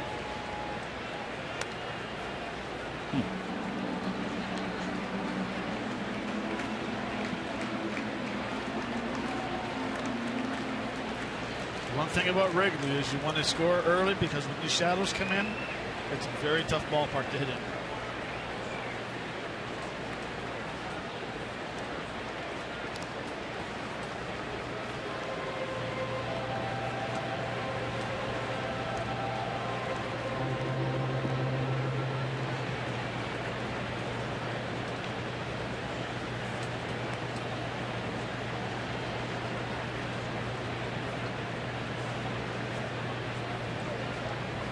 Got him. A strikeout of David Ross to wrap up the 6th inning. No runs, 1 hit, and 1 man left. We'll go to the 7th here in Chicago. The Cubs hanging on to a 1-run lead.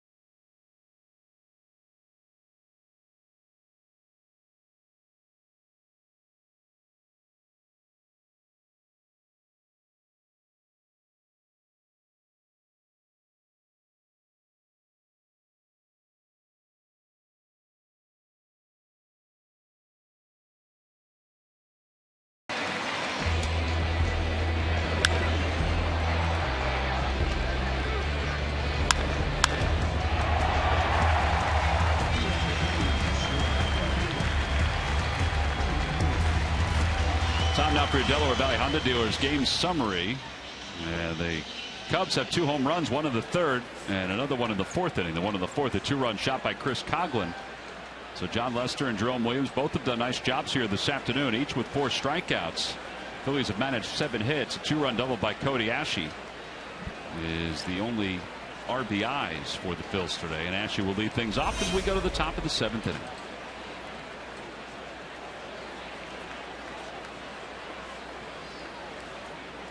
Ashe is 1 for 2. And the first pitch misses down and away. It's 1 ball and no strikes.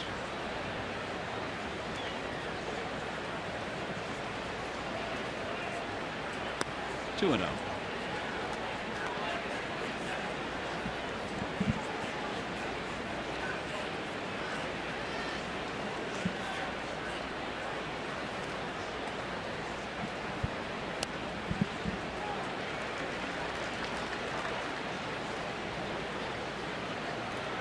I guess if you're the Cubs, you're trying to get Lester through this 7th inning. He's due to lead it off in the bottom of the 7th.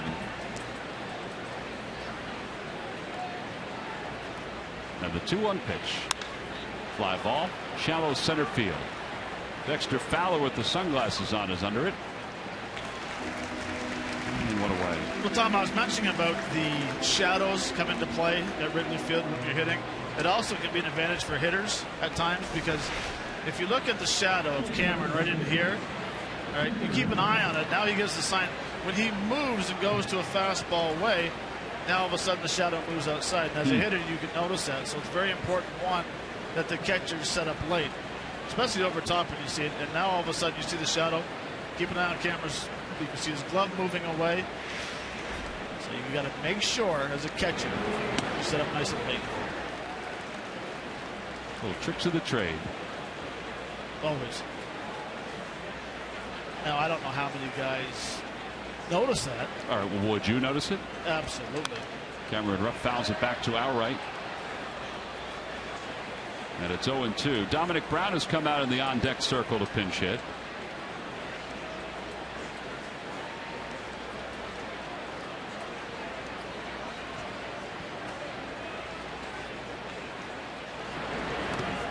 Swing and a miss. Breaking ball got away. Ross will tag Rupp out. And that's the 5th strikeout for John Lester. Here's Genmar Gomez. He's going to eventually take over for Jerome Williams. Well, Jerome didn't pitch badly today. 6 innings, 3 runs. Rafael Soriano loosening in the pen, the veteran for the Cubs.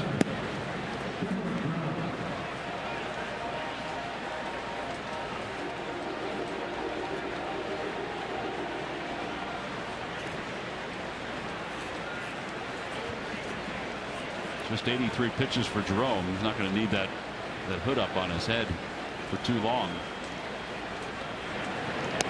Dominic takes a curve, and it's 0-1.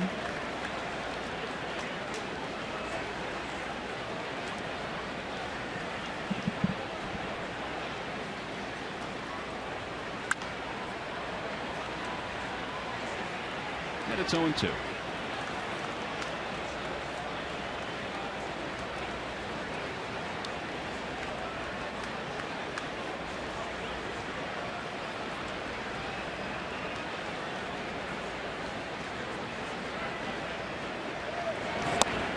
Checked his swing. Did he go? Yes, he did.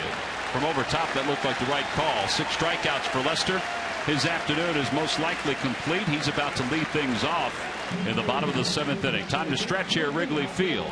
Phillies trail it by 1.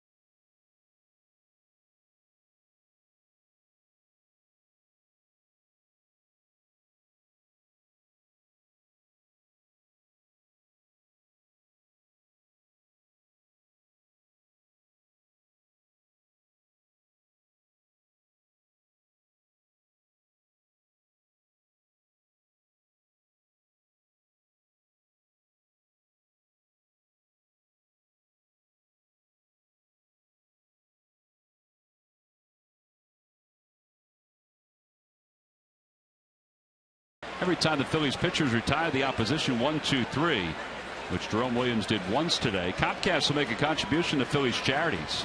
Phillies baseball is brought to you by Xfinity, the official entertainment provider of the Philadelphia Phillies.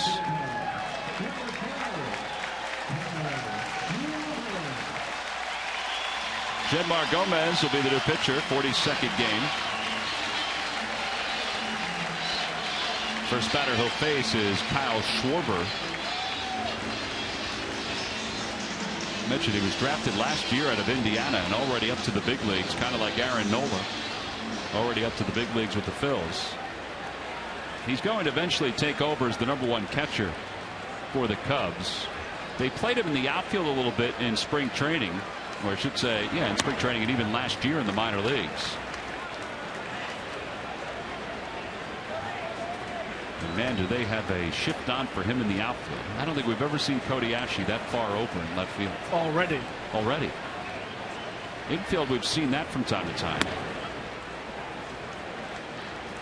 Kind of has a little Anthony Rizzo stance in him, doesn't he? Yeah, low hands. He has the leg kick where he pauses and then he dives. Where Rizzo's more straight on towards the pitcher, which has the leg kick, pause, dive. He also stands farther away from the plate than Rizzo. It was like he just broke his back.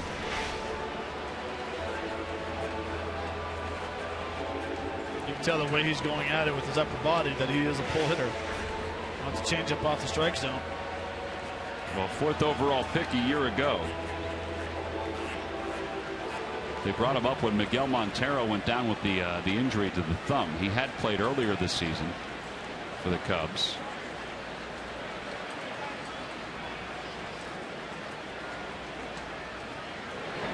Outside, 2 balls, 2 strikes. He struck out 14 times and walked 3 times in 44 bats this year. We'll see if he becomes more patient as he gets older and learns the league a little bit more.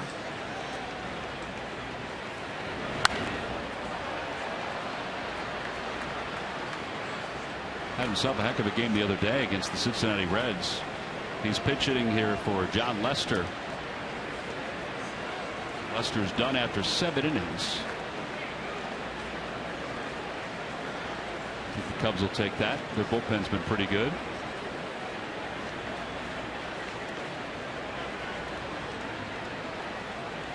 Ground ball right side. Maikel Franco, the 3rd baseman, throws him out. 5-3 on the putout, 1 away. And that'll bring Addison Russell to the plate.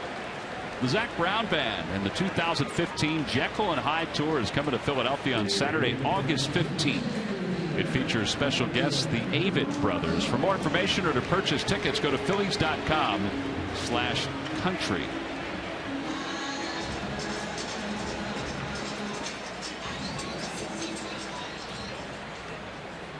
That's the right-hander Rondon, Hector Rondon, who's warming up in the pen. So it looks like he'll be up for the 8th inning. Addison Russell's 0 for 2. And he takes on the outside corner 0-1.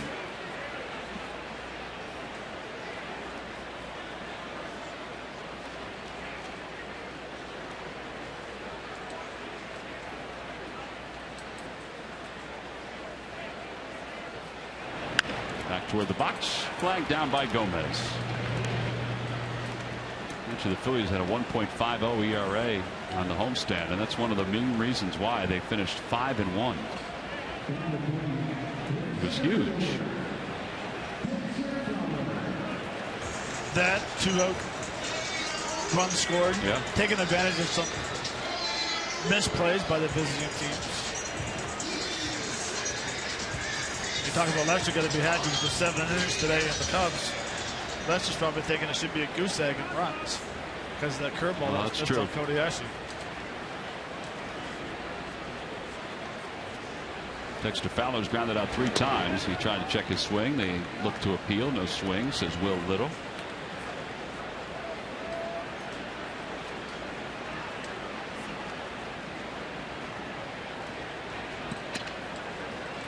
All 3 groundouts to Cesar Hernandez.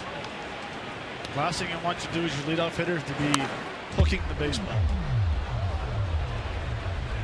Yeah, Cesar made a nice play on the first one, and the other two were fairly routine.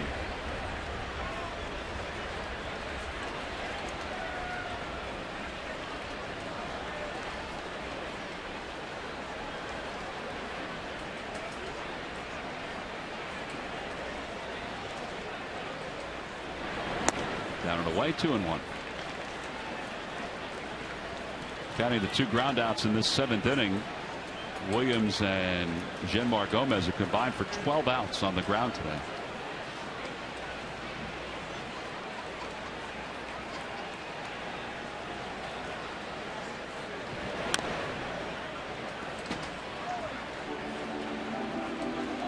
This is the time right here that Gomez loves to do the quick pitch. He gets a sign, you think he's coming set, and all of a sudden, boom, he throws it on you very quickly.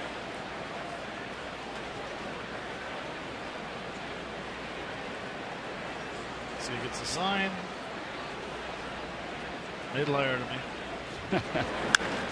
Another ground ball toward Hernandez. He backhands, sets and fires in time. So 4 groundouts to Cesar Hernandez this afternoon for Dexter Fowler. It's a 1-2-3 7th inning. We'll go to the 8th. Let's see if the Phillies can get to the Cubs bullpen.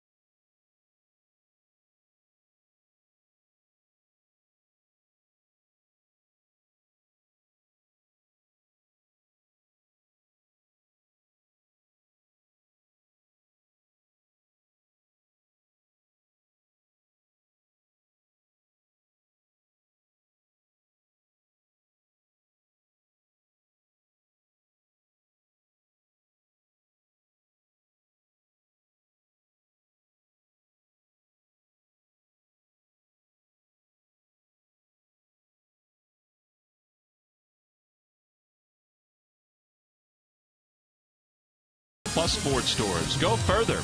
Buy WB Mason. You can't go wrong when you buy right. And buy your Delaware Valley Honda dealers. Hurry to your local Del Val Honda dealer or visit DelValHondaDealers.com today. 3-2, Cubs on top. One of the big reasons why is our Hyundai defensive play of the game. We've seen Chris Coghlan over the years. And we've seen this a number of times, but this was a heck of a play.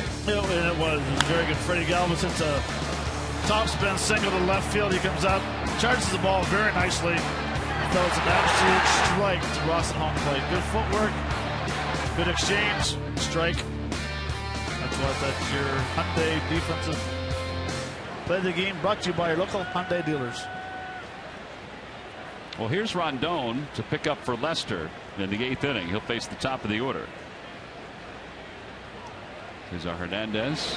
Cesar drags it out toward the second base side, picked up by Addison Russell. And 1 out.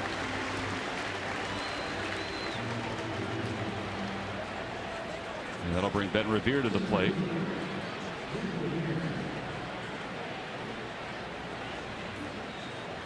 Ben reached on an infield single his first time up. Rondon, 12 saves this year, an ERA of 1.93.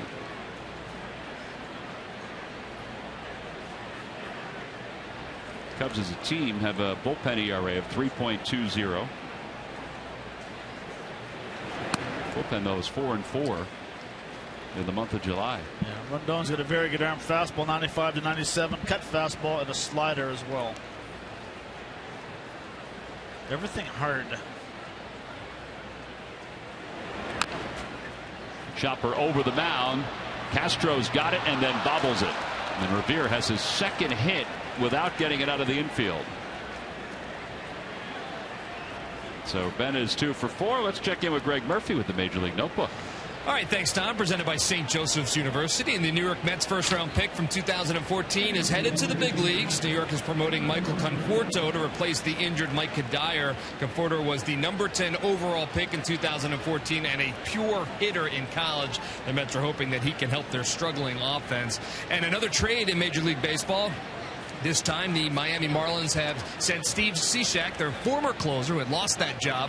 He is headed to the St. Louis Cardinals. The Cardinals giving up a double-A pitching prospect, a good one, to get Cishek. They are hoping that the Cardinals are hoping that Cishek can fill into their bullpen and help them as they continue to lead their division, make their way towards the postseason. So if he can come back to any kind of form that he had over the last couple of years, that might be a very good trade for the Cardinals down the line. Yeah, the Cardinals had a guy named Pat Neshek who was exceptional for them, and they miss him.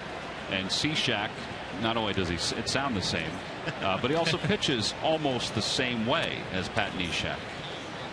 Little submarine arm. Yeah. As long as they can come in and get right-handers out, they'll be happy with whatever they can get. Oh, yeah.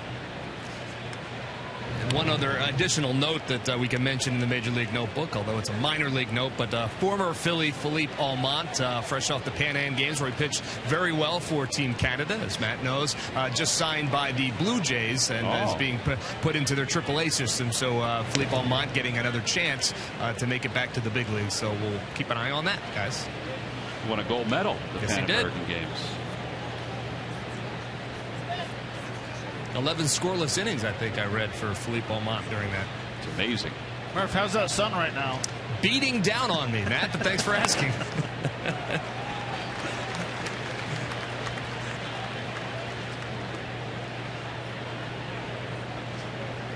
Yeah, Murph should sit on the third base side. They didn't save me a seat over there. You can work your way in. I see an open seat there. Next to Joe Madden? Yeah. Another throw over to first base.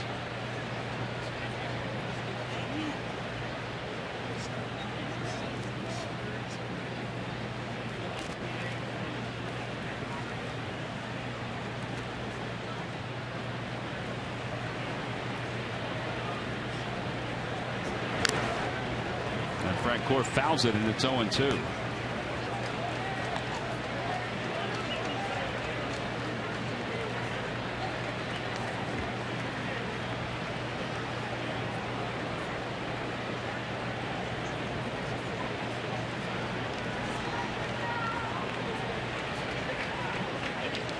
Ken Giles warming up in the pen.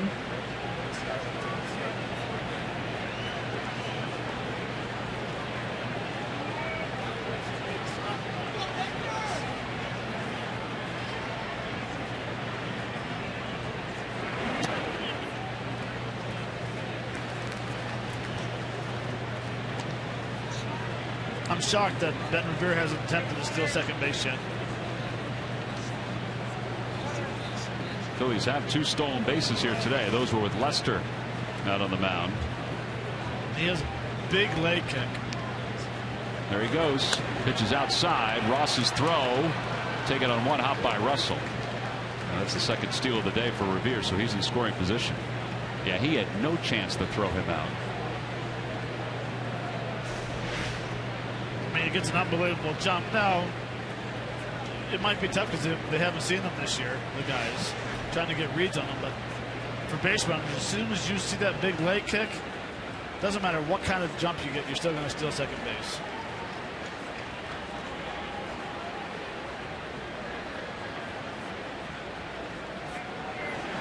Swing and a miss, and Frank Core strikes out. 7th strikeout today for Cubs pitching. No runs, a hit. Another runner left in scoring position for the Phillies. Middle of the 8th, it's 3-2 Cubs.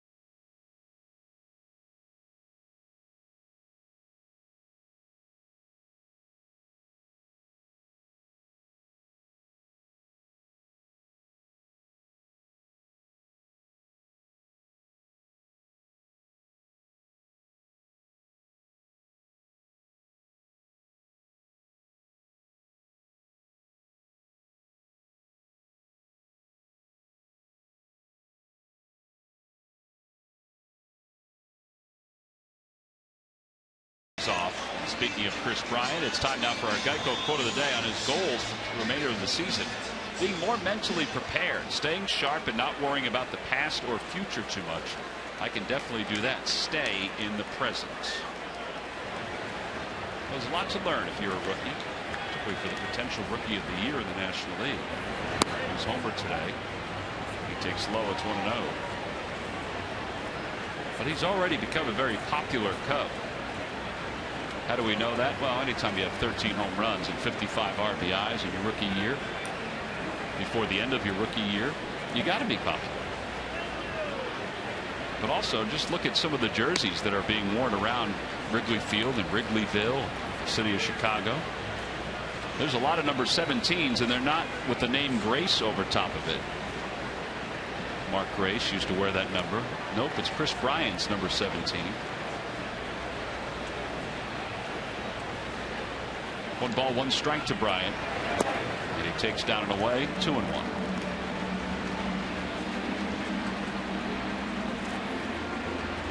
Which brings us to our Coors Light Cold Hard Fact, brought to you by Frost Brewed Coors Light. The most popular MLB jerseys. Madison Bumgarner's number 1, and how about Chris Bryant, number 2?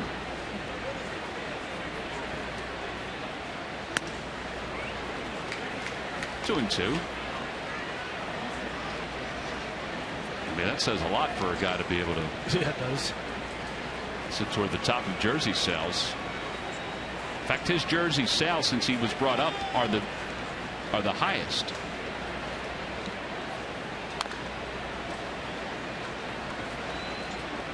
Did you get your number 17 Bryant jersey yet, Matt?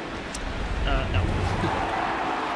Well, this probably has a big reason why. Back in the 3rd inning, gets a fastball out over the plate and absolutely crushes it to right field.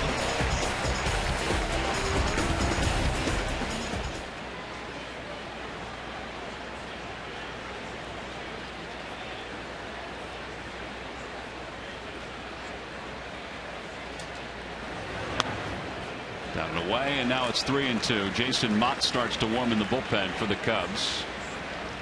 Former Cardinal closer is closing.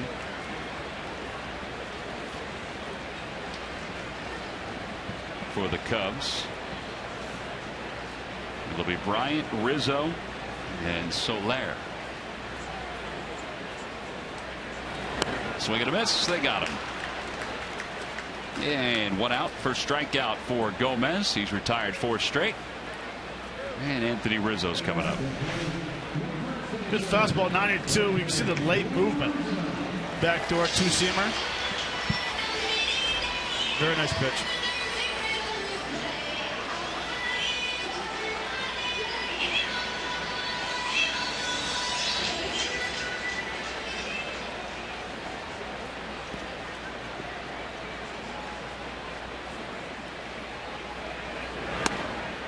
That one tailed away, and it's 0-1.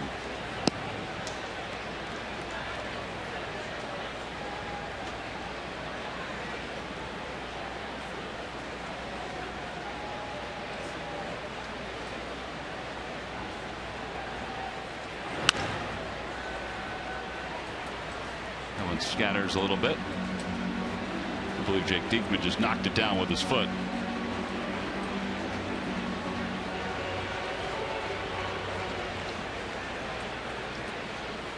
Well, this is the time of the day that you talked about, Matt, where the shadows have crept past home plate, sunshine at the mound. Batter's eye not really forgiving.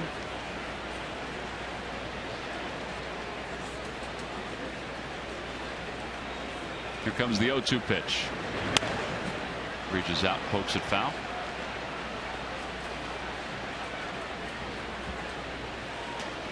Phillies family packs are available for the remainder of the season. 4 tickets, 4 Hatfield hot dogs, and 4 Cokes for $100. Go to Phillies.com to check out a list of the family packs for the remainder of the year.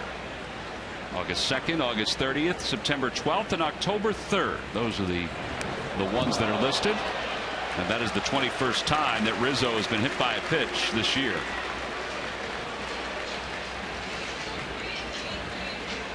So a base runner for the Cubs. Well, he gets hit by a lot of pitches because he stands one so close that he dives in. The place you want to pitch him is under his hands. Minus the first at bat when he hit the base at the left field. They've actually pitched him well inside today because the majority of the balls that he's been making contact with are foul balls until he tries to force it to go fair.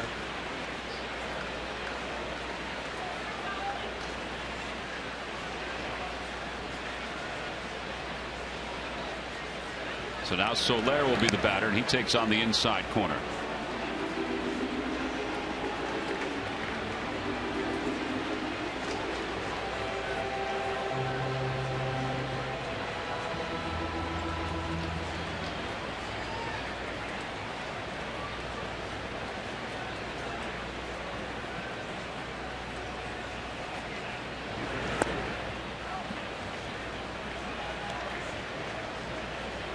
Record for most hit by pitch in Cubs history is 23. That was established in 1898. I think Anthony Rizzo's got a pretty good chance to establish a brand new record at some point.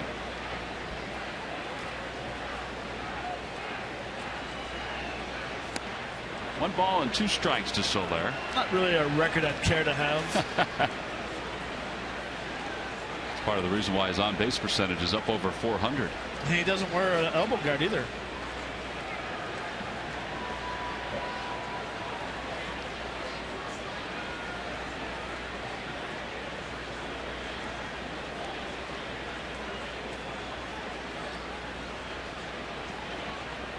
Way outside, 2-2.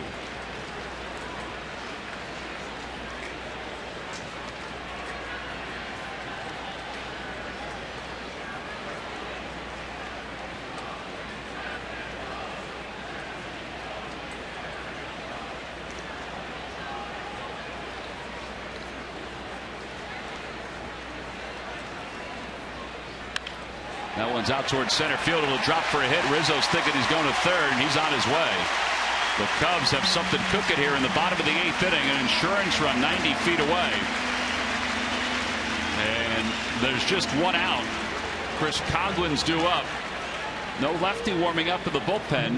Diekman was up earlier. Garcia's up. And now they do feel like Gomez can get lefties out with his changeup.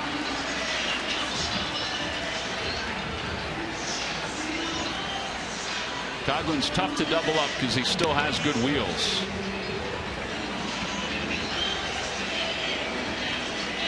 He's the reason why the Cubs lead it by 1. His 10th home run, which was a career high earlier in the game. He flied out to center his last time up.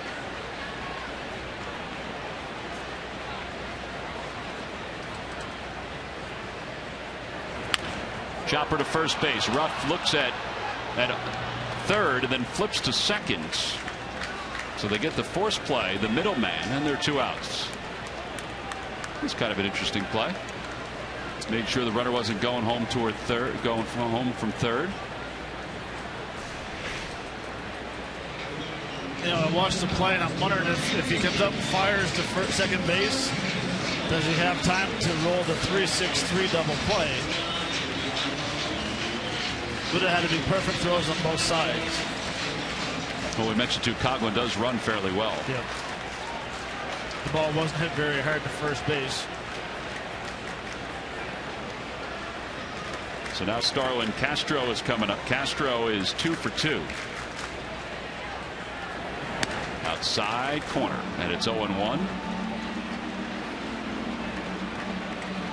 Yeah, really, Tom, I'm kind of surprised that Rizzo did not go in that ball.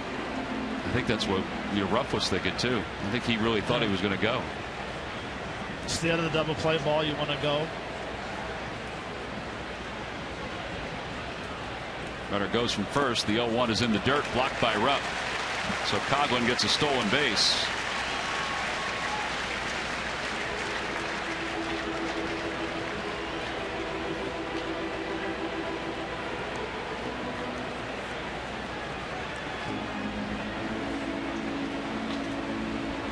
And now second and third.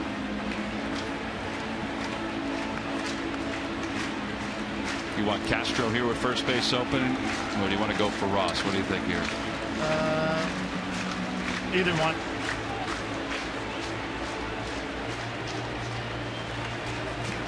Cameron Rupp just looked into the dugout. They're going to walk him. Yeah, they are.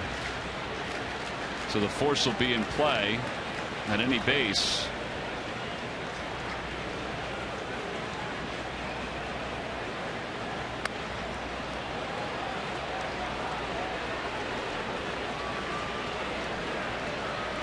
Better be careful with that first pitch.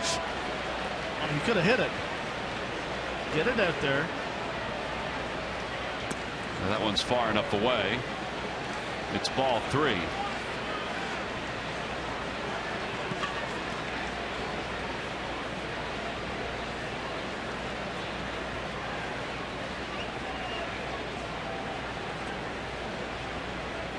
And ball 4. So bases are now loaded. And David Ross is coming up. Rupp will go back out to the mound. So is Bob McClure.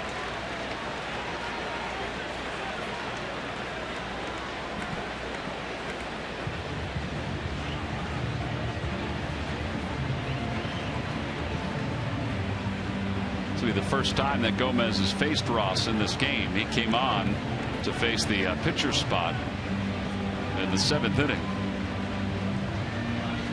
Kind of interesting, though. I always wonder, from a gamesmanship standpoint, you know, what could Bob McClure be talking to him about? Is it a rehashing of the game plan? Is it rehashing of the scouting report in this spot? I mean, there's nowhere to put him, so you have to get the batter here. Right, and Cameron should know the scouting report. I mean, he's been catching the whole game, unless they're going over if they decide to do a pinch hitter. And if it's this guy, this is what we're going to do. I mean, I don't know. So David Ross will be the batter. Jonathan Herrera's come out in the on-deck circle to pinch hit.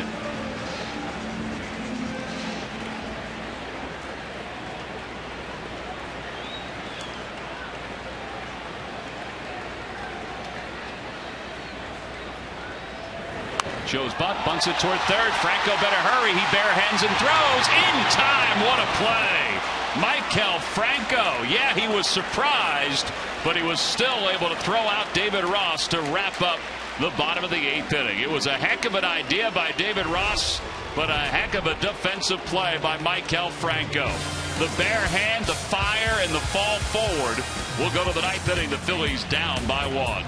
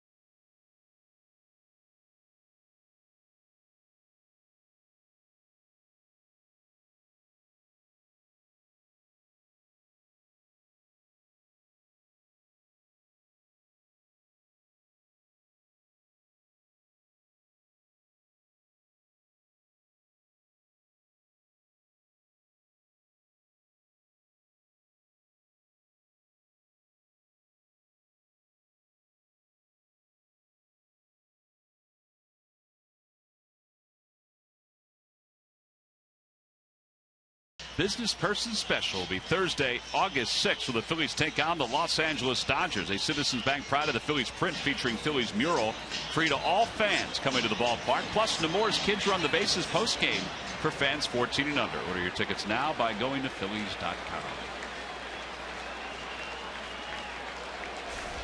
Oh, this is a great play by Maikel Franco. We are growing accustomed to this. It is, and caught him off guard. Coming in, the concentration, the barehanded scoop, and the strike to first base with hair on it is what's impressive. Well, Ryan Howard is going to lead things off as a pinch hitter. Howard will face Jason Mott. Back to closing now with the Cubs.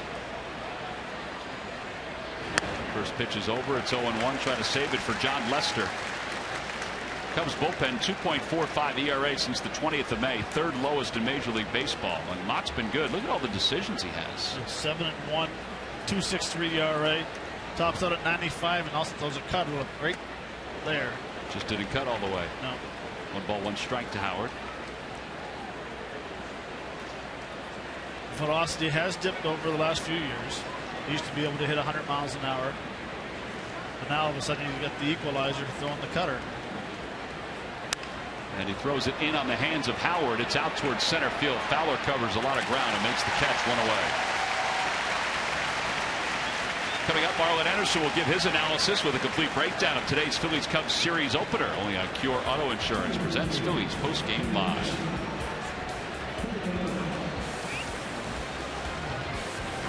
Freddie Galvis will be the batter. Galvis is 1 for 3. Phillies down by 1. There are only 2 runs today. The 2-run double by Cody Ashe. Beyond that, today has been about the pitching and partly about defense too.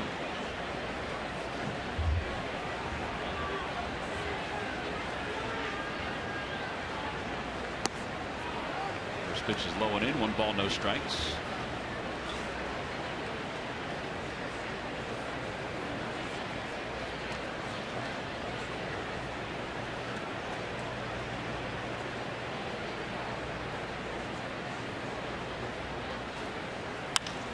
That's a liner out toward right field. That'll be in for a base hit. That's going to go all the way to the ivy, and Galvis could go all the way to third base. He's thinking it. He's around second, heading toward third. He's going to get there. Russell's throw won't be in time. It's a 1-out triple for Freddie Galvis, and the Phillies have the tying run over at third base.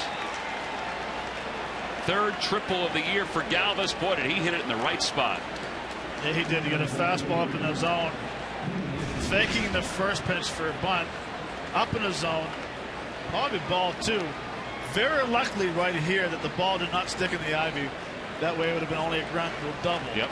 Pops out and allows Freddie Galvis to get to third base. So the infield now is in, as you would expect, with Ashe coming up.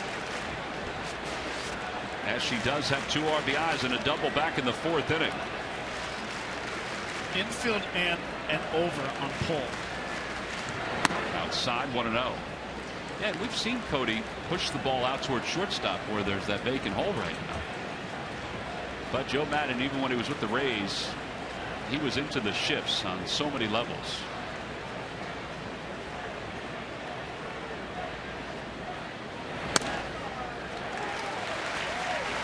Kind of surprised that a ball got over an outfielder's head. By that far, too. That far. I mean, Soler was way in. And playing oppo. Yeah, you play no doubles defense to keep a guy, from getting an extra base hit, but really from getting a triple too in a spot like that.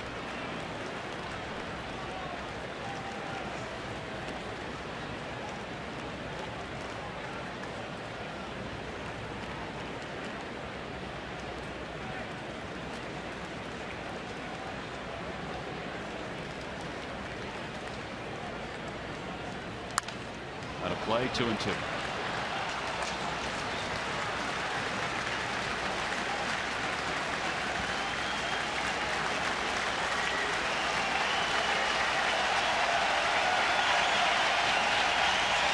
Yesterday's hero, Odubel Herrera, is in the on-deck circle. 2 balls, 2 strikes, 1 out. 41,230 coming to their feet.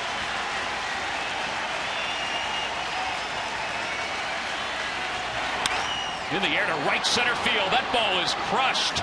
Going out toward the basket. It is off the ivy and stuck. It'll be a double for Cody Ashe. It'll bring home Galvis, and we're tied up at 3.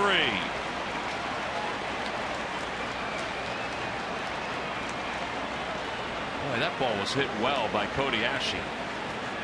And you talked about the ivy, Matt, how once it gets stuck in there, you can't play it if you're a fielder. Otherwise, the base runner can keep on running. Well, that one was called the ground rule double almost immediately. Very good swing. 2 balls, 2 strikes. Crushes it to right center. And unfortunately, because then that Ivy does not come out, because that would have been a triple. Yeah, it's in there with Andre Dawson somewhere. But the Phils have the go-ahead run at second base. And they've tied it at 3. Well, he actually had a couple of really nice swings here today. That was even better than the double before. The two-run double. Well, Odubel Herrera yesterday not only won the game for the Phils, but this was a little history in what he did here, Matt. Yeah, he had changeup, the fastball fouled off. Let me hear from him. Changeup, swung and miss. Comes back to the high fastball. Comes back to the changeup, 2-2. Fastball up in the zone. Fastball up in the zone. Fastball up in the zone. This is a recording. Changeup down and in. Curveball foul, and then he gets a fastball that he can handle. Hits the left center field. Game winner. Very good at bat. Very good pinch hit until tranquilo, papi, tranquilo. Well, that was the longest plate appearance by a pinch hitter prior to a walk-off since 2006 when Royce Clayton capped an 11 pitch at bat with a game-winning single for the Reds against the Cubs. James Russell warming up in the bullpen. See if Odubel can come through again here. Takes a strike. It's 0-1. Phillies have Papelbon and Giles warming up in the bullpen. 3 for 9 as a pinch hitter, but 3 for his last 3 as a pinch hitter.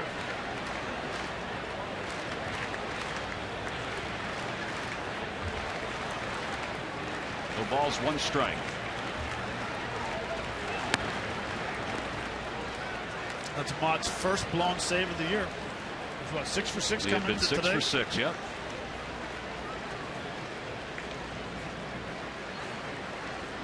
Difference in this game and the other games he's closed out is that he's only been able to throw his cutter for 1 strike today.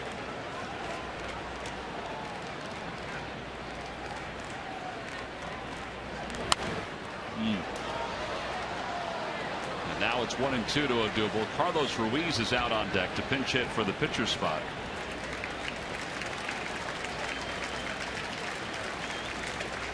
Guy wearing a Derek Jeter jersey. The second deck. Made the catch? No. No. Just admiring the catch. Kind of caught me off guard for a second, thinking I was in New York or something. Yeah, I don't think Derek's going to be here today. No. Took the day off. 1 ball, 2 strikes to Odubel. Another foul ball. Here we go again.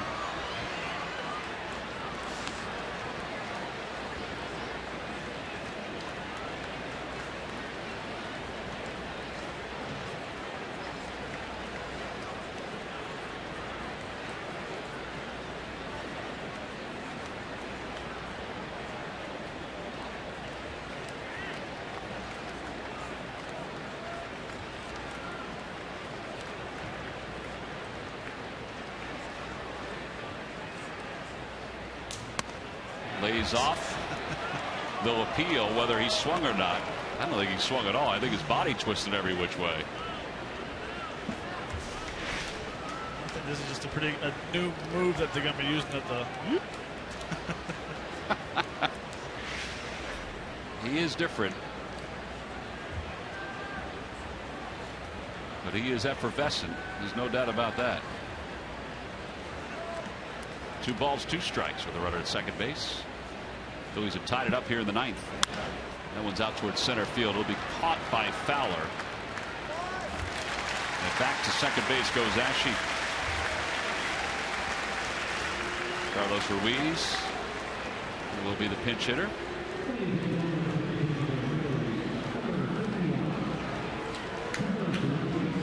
So Carlos will stay in the ball game to catch, and the Phillies are down to just 1 bench player now. Carlos 0 for his last 13 as a hitter. As you glance at the numbers as a pinch hitter.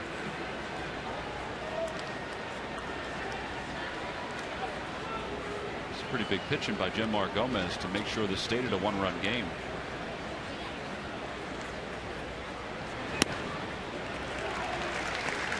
Gomez 2 innings, 1 hit, 1 strikeout, 1 walk. Very nice job. Get out of the jam. Franco's great play at third base. The bases loaded on. Yeah. The bunt attempt by Ross.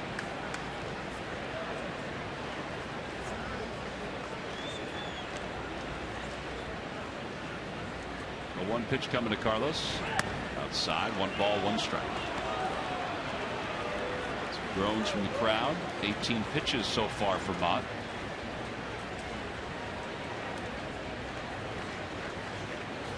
Probably thinking all those years we had Carlos Marmol. Can't anything be easy? Out towards center field. Fowler going back on it, and he's got a beat and makes the catch. Going away. Side is retired, but the Phillies tie it up. An RBI double, his second of the day for Cody Ashe. He blasted it to right center field. Boy, off the bat, there was a thought that one had enough of it. But a triple and a double, and the Phils tie it up at 3, and we'll go to the bottom of the ninth.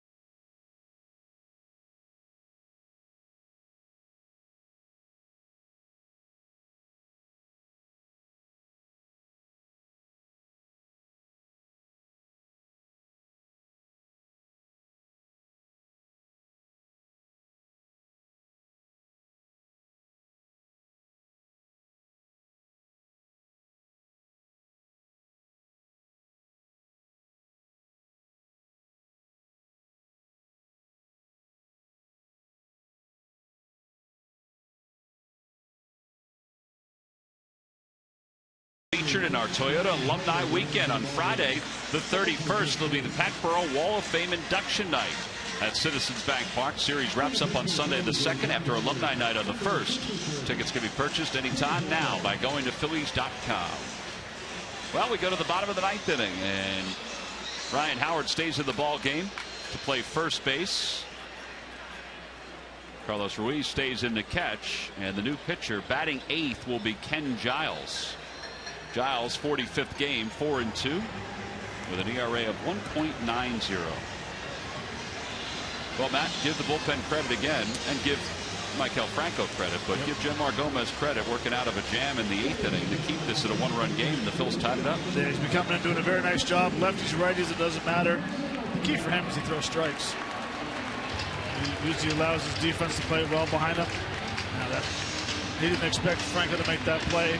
Probably nobody in the house probably thought he was going to Ross was going to lay a bunt down.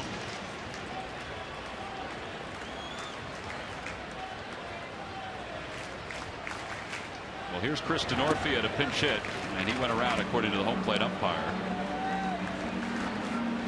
2 guys left on the bench for the Cubs. Herrera, who was in the on-deck circle during the last inning, and Teagarden, who's one of their catchers. No balls, 1 strike. 1 ball, 1 strike. One of the last guys in baseball that swings the B45 yellow birch. What is a B45 yellow birch? It's a bat. I know that. Why is it that nobody uses it anymore? Well, I think people do. I haven't seen a whole lot of people. That's the bat I actually used when I hit the home run against Broxton. Oh, did you?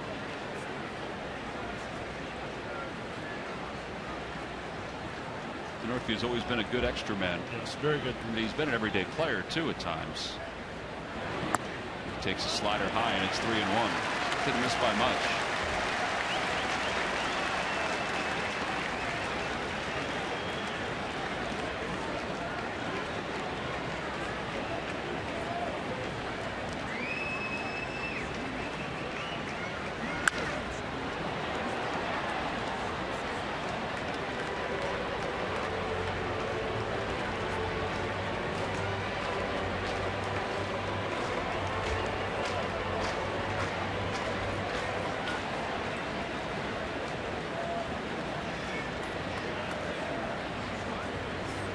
3 balls, 2 strikes.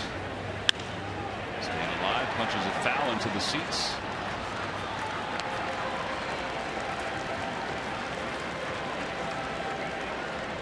Soriano's to your left, Russell is to your right.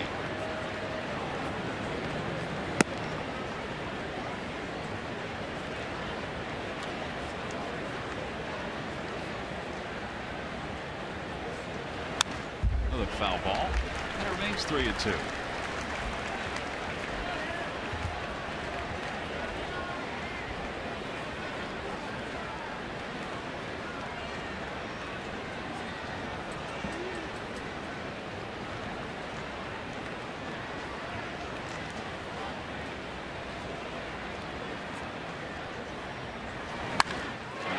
Toward left, that'll drop in front of Ashley. So Denorfia is aboard with a leadoff single here in the bottom of the 9th inning. Now he has some wheels, so you got to keep an eye on him at first base. Russell, I would think, is up there to sacrifice in the second.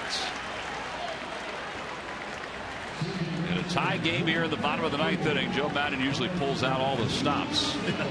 So you never know what he's going to pull out. It is true.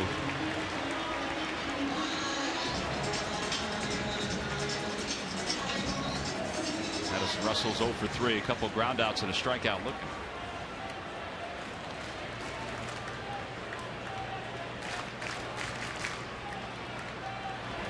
And he bunts it foul. You saw 96 and kind of flinched a little bit. His whole upper body kind of shifted to the left.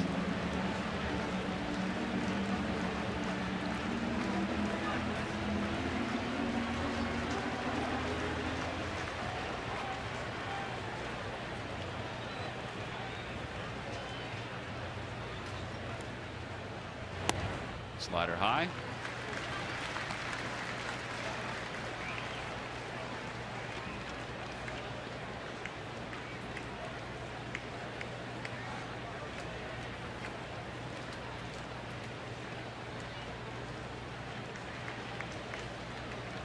To somehow try to get him to pop up this bunt. Maybe throwing a high fastball.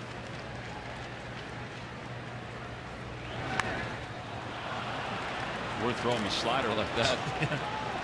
Now you wonder if they'll just take it off. I don't know. Just looked at the signs that Joe Maddon was flipping down there. They looked awfully similar.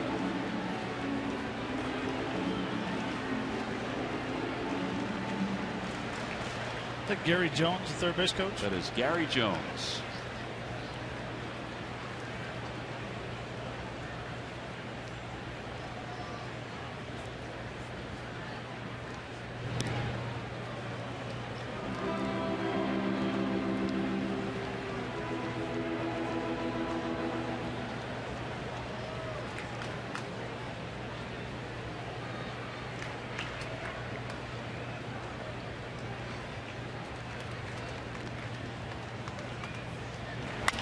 Chopper over towards short. They'll get one as long as Galvis handles it, and they do. Denorfia, though, gets up to second base. So 1 out. I guess it's just as good as a sacrifice for the Cubs, and it brings Dexter Fowler to the plate. Well, went to their last at bat. The Cubs kind of thrive on the atmosphere here at Wrigley Field. 17 victories in their last at bat. Now, that's not necessarily walk-off wins. That's just wins where they take the lead in their final at bat. There's a mixture of walk-offs in there. In fact, they have 9 walk-off wins. That's a pretty good amount. It is. It's actually a lot. But they have the manpower to do it. They got a lot of good hitters in the lineup. Dexter Fowler takes wide. It's 1-0. Game 1 of a 3-game series. Game 1 of 5. 3 here in Chicago, 2 in Toronto.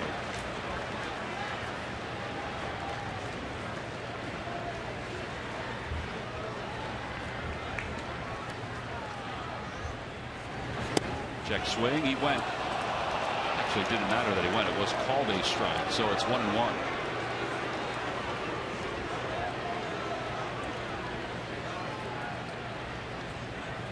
Joe Maddon wants to know if he called it on the pitch or called it on the check. I think he called it on the pitch. Really, what's the difference? Yeah, really. It's a strike. It's not going to change.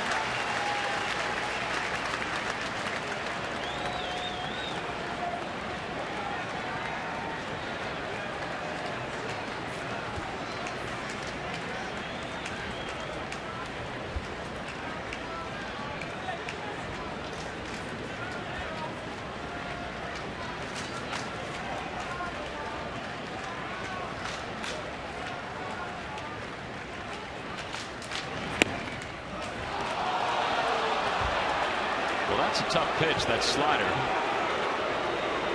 Joe Maddon does not think that's a strike.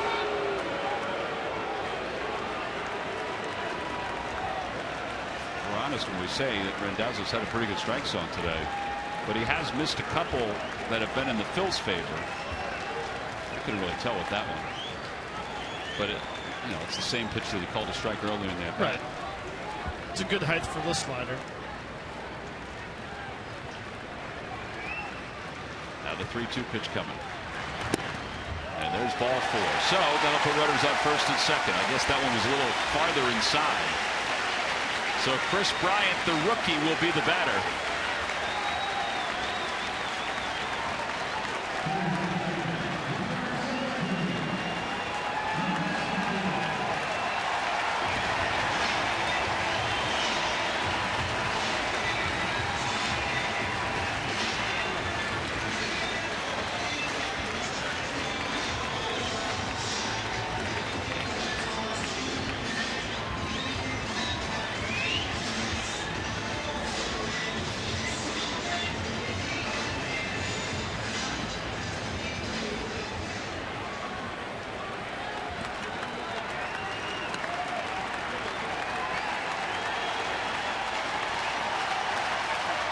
The winning runs at second base here at the bottom of the 9th inning. Chris Bryant is up. He's homered today.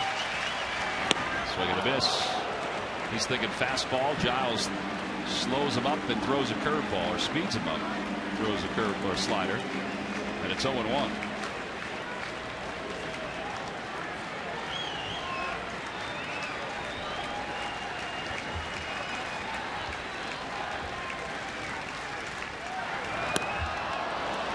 Throw another one.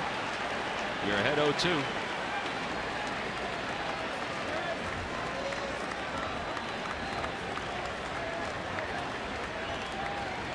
Brian's thinking he still going to throw me this fastball in the situation. Nope, slider. Okay, he has to throw a slider here, or fastball.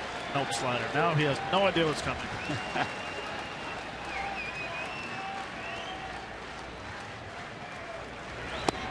Lays off the slider. Maybe he should throw a show-me fastball. He could have threw a fastball right down the middle, and he probably would have frozen.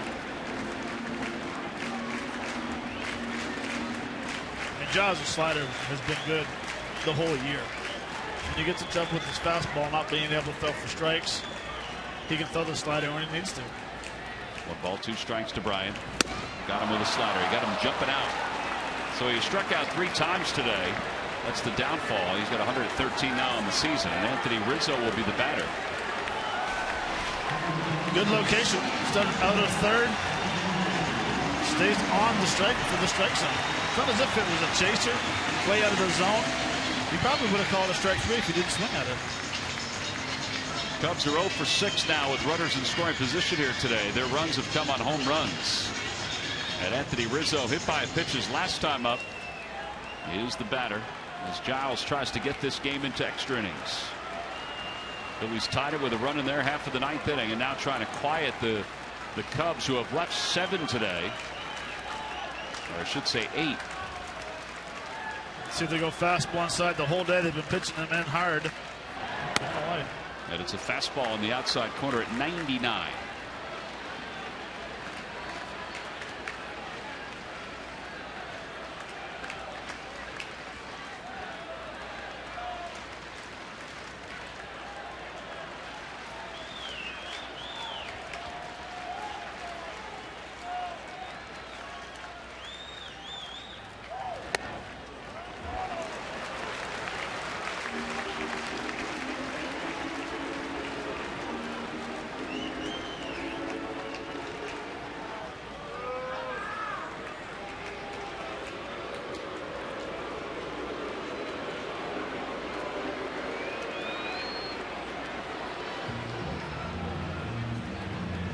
What do you think? They're going to be careful with Rizzo. If they make a mistake, they'll walk him.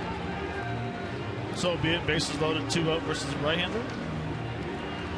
Boy, I don't know. It puts a lot of pressure on everybody, including Ruiz, with those sliders. Although he's up for it. I mean, caught Brad Lidge for those few years. Smothered everything. Caught Halladay, and that everything moved every which way. Maybe.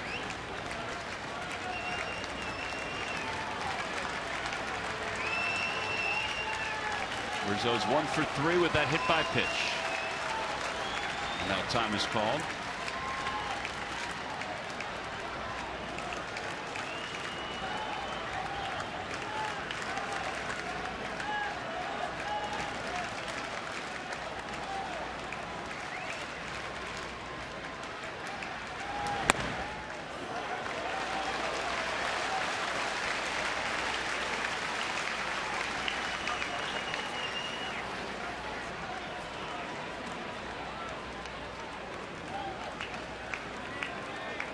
Might have been a strike. That was supposed to be a fastball inside. Ran away.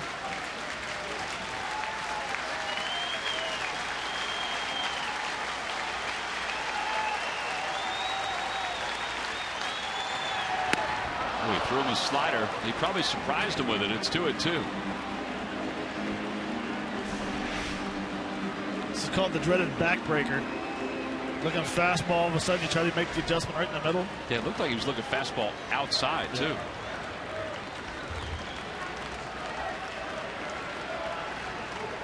As the runners lead off, it's 2 balls and 2 strikes to Rizzo.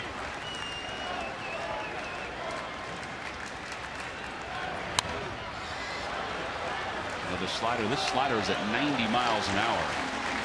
And Giles again will get a conversation from Ruiz. Boy, Carlos has gone out there a few times.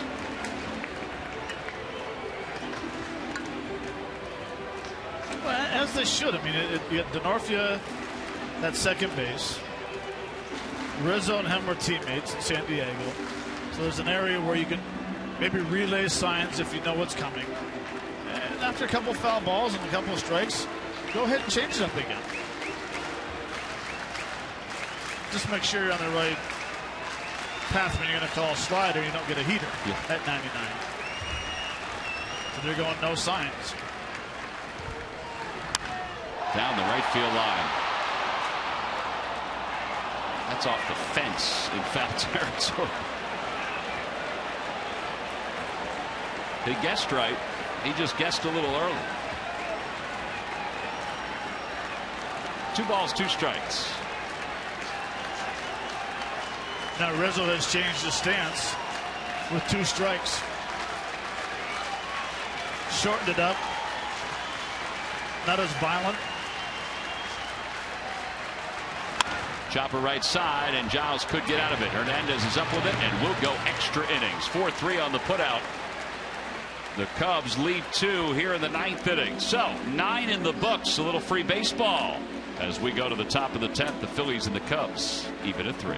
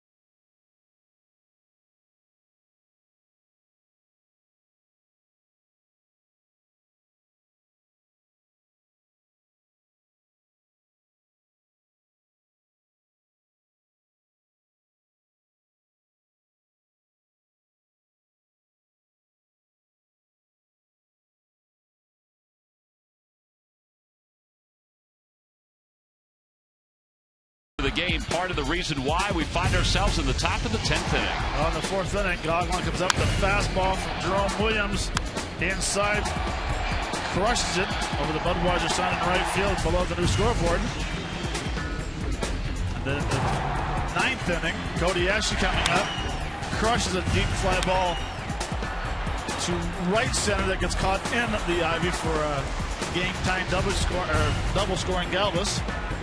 That is why that's your W.B. Mason deliveries of the game. Also some good deliveries by the Phillies pitchers. You know, Cubs have left 5 runners on base in the last 2 innings. So they had a chance to add some insurance to their lead, which was a 3-2. So you see the extra inning records, 14 games for the Cubs. Extra inning games, they're 10-4.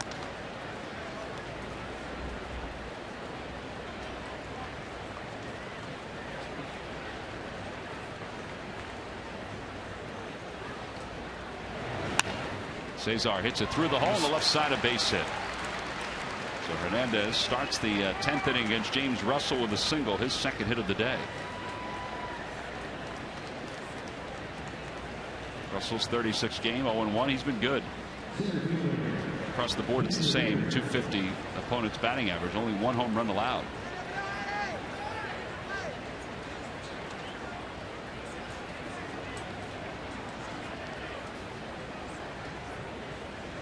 He's not an overpowering left-hander, but he's a typical left-hander with 5 pitches. And Revere bunts back toward the mound. They'll get the runner to second base, and Revere just out at first. So the sacrifice is successful. It goes 1-3. It'll give Maikel Franco and Jeff Francoeur a chance to get the runner home.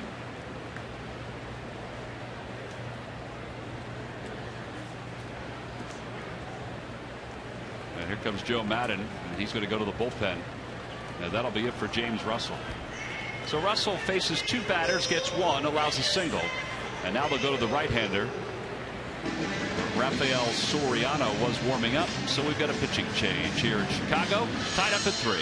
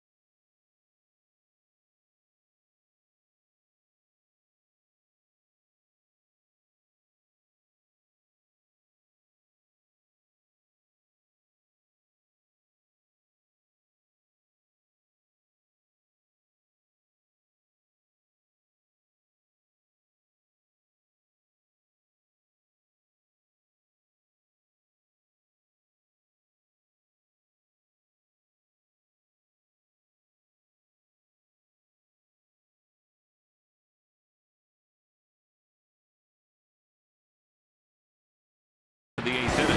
Not the 10th inning, excuse me. It's time now for our precision play of the game, brought to you by GMC. It's all about small ball. Ben Revere does a nice job getting a bunt down when he was called upon. Dead it out in front of home plate. Nice job. Advancing Cesar Hernandez to second base.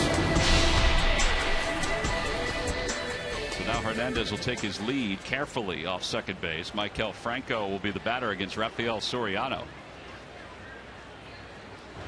Soriano, the veteran, former closer for the Yankees, the Rays, the Nationals, did not have a job until the Cubs gave him one. He's pitched only 9 total innings here in 2015, 7 in the minors and 2 here with the Cubs.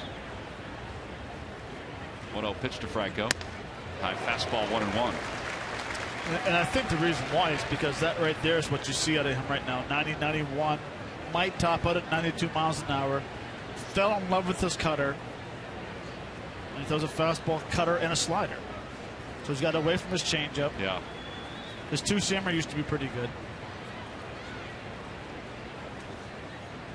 Outside.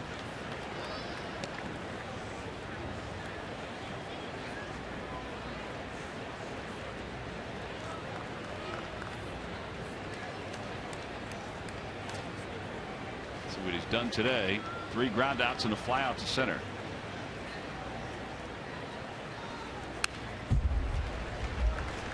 He's back in kind of his free swinging mode again. You know, his discipline that we saw for a long period of time is a little bit erratic at this point. Yeah, and he's pulling off just a hair. Just a hair. That's yep. a ball that he probably should have drove to right center. And we can say it because we saw when he's going well. That pitch like that, he'll hit the AT ice, whatever sign that is on the by the eye. Physical right therapy. It's part of what Larry Bow was trying to remind him of during BP today. Yes. Go up the middle. Then he proceeded to crush it off the scoreboard in left center field. That's okay if it carries over to the game, but it gets you in some bad habits if that's not your type of hitter you are. 2 balls, 2 strikes. Down the right field line, that'll be sliced out of play.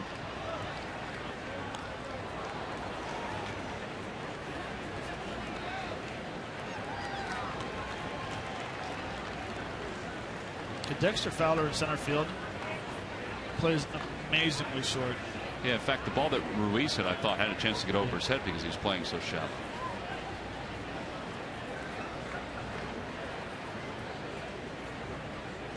Two and 2 to Franco. Back toward the middle, but it's right at the second baseman Russell. Hernandez moves over to third. And Jeff Francoeur's coming up with a runner at third and 2 men down.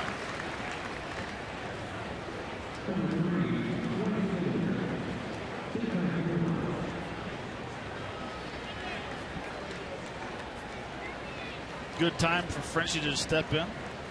Field of the week. Might as well add on, right? Why stop? Faced Soriano before. Kind of enjoys this little hero role that he's been able to pick up recently. He's thinking fastball and he gets a breaking ball. And it's 0-1.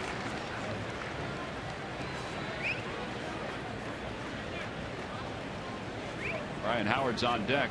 No lefty warming up. In the air to left field. If it's fair, it's gone. It's going out toward the corner. Coghlan gives it a look. It is gone. A home run for Jeff Francoeur. Maybe being the hero one more time, and the Phillies break the tie. It's now a 5-3 lead. And they're all smiles in the dugout. That was a towering shot by Francoeur.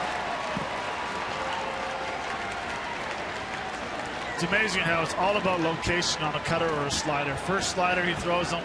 Very good. Starts outer third, goes off the plate. Now all of a sudden he gets back into account. No balls, 1 strike. And you want to talk about a hanger, and listen to this. That is loud. This time he was not going to leave short down left field line. And really short swing, too. Very good. Hello, baby Jeff. Home run for Francoeur is his 9th of the season. 33 RBIs.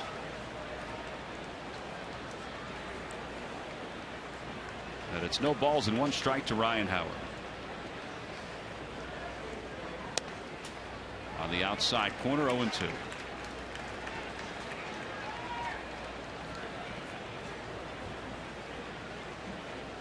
It's times like this when we want to redo some of our precision plays and W.B. Mason deliveries of the game and stuff like that. 0-2. No, I think the boys in the truck did. Jeff did a very nice job. He picked the right one because if he didn't get that big knock in the 9th inning, you wouldn't have been here in the 10th inning to witness that 2-run home run. That's true. And Regina Dvorak of Morgantown, Pennsylvania, you've just won $400 thanks to Jeff in the McDonald's home run jackpot. Ryan Howard strikes out. Jeff Francoeur strikes again. A 2-run home run here in the 10th inning has given the Phillies the lead. Yeah, he's all smiles there, and everybody in the Phillies dugout all smiles after this swing. Frenchie launches one to left. It's 5-3 Phils, and Jonathan Papelbon is coming on.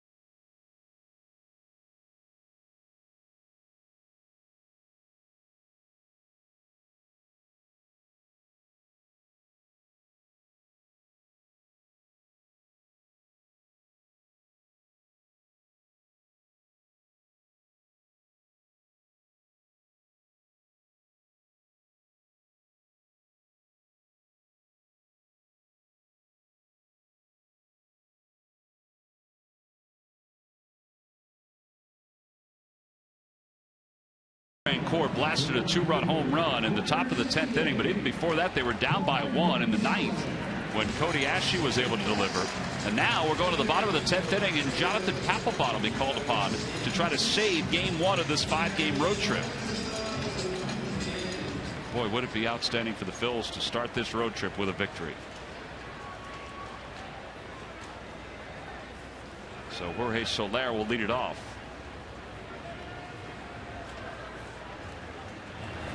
First pitch is high, 1 ball, no strikes.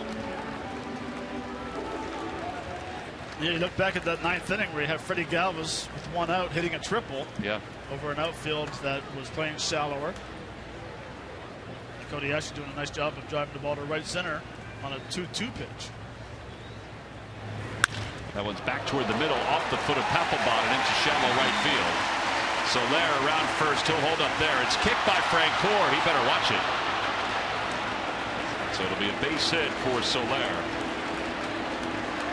Everybody's dancing all over the place.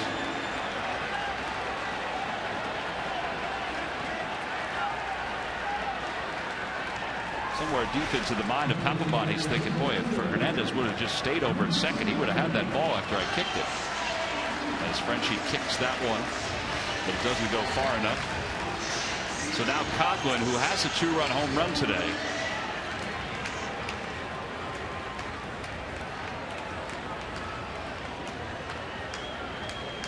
Coghlan 0 for 2 lifetime against Papelbon.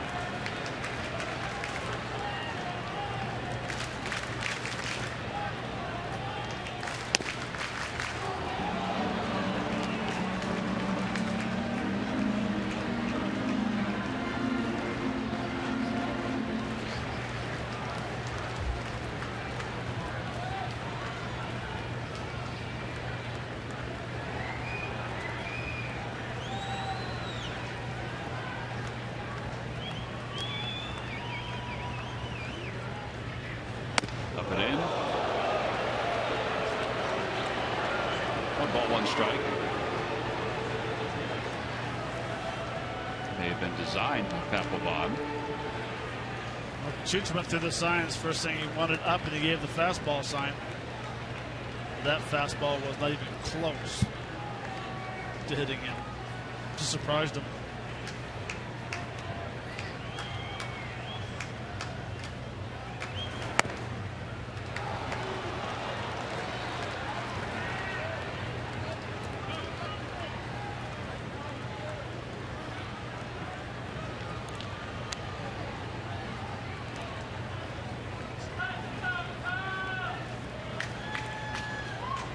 Pete Mackanin returning home where he grew up to manage the Phils.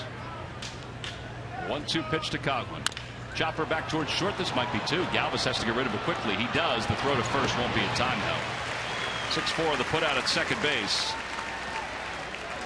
The ball was hit right at Galvis, but it kind of died. So Coghlan runs well from the left side. He lets Papelbon know that he's going to be the guy to receive the throw if there is a ball back to the mound. Yeah, chopper like that, the most important thing is to make sure you get the other second base. Don't worry about trying to roll double play. Just get it out.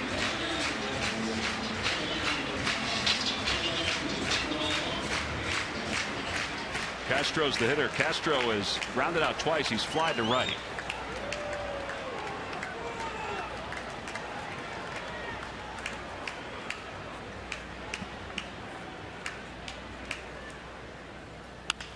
Down the right field line out of play. It's 0-1.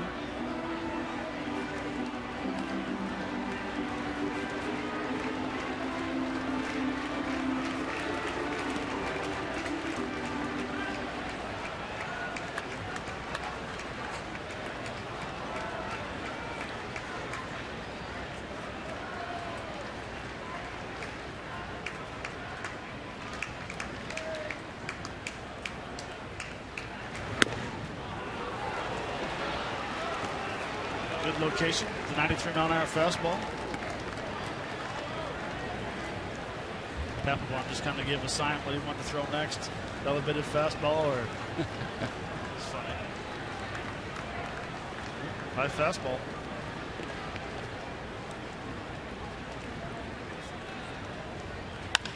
Now to right field. Francoeur comes in a few steps, makes the catch, 2 outs.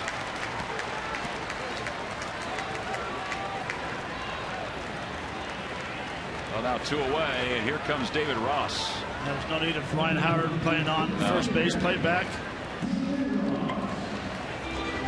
Boy, if the Phillies could somehow get this last out, what a victory this would be to start this road trip. You got Lester, who goes 7 innings today, allows 2 runs. Jerome Williams, 6 innings, 3 runs.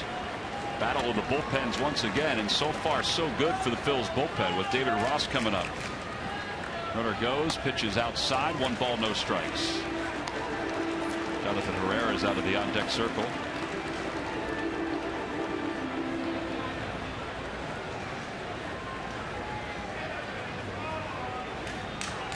No stolen base for Coghlan.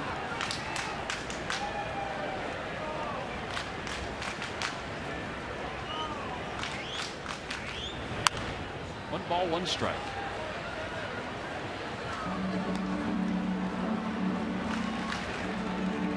Cole Hamels will go tomorrow for the Phils. Be a great pitching matchup, at least on paper.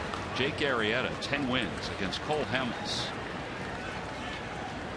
who hopefully is, in his mind, hopefully he's better than he was the last 2 times out. He's trying to get things back on track.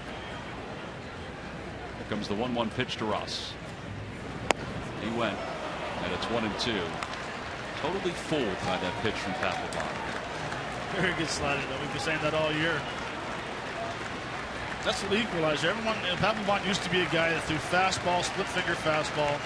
Now all of a sudden he comes in, he throws more sliders.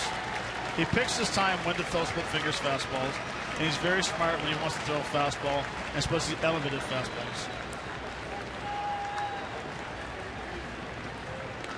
1 ball, 2 strikes, runner at second base, and the pitch. Outside, 93, just off the outer edge. Papelbon reacted, thinking it was just almost there. Just a bit off.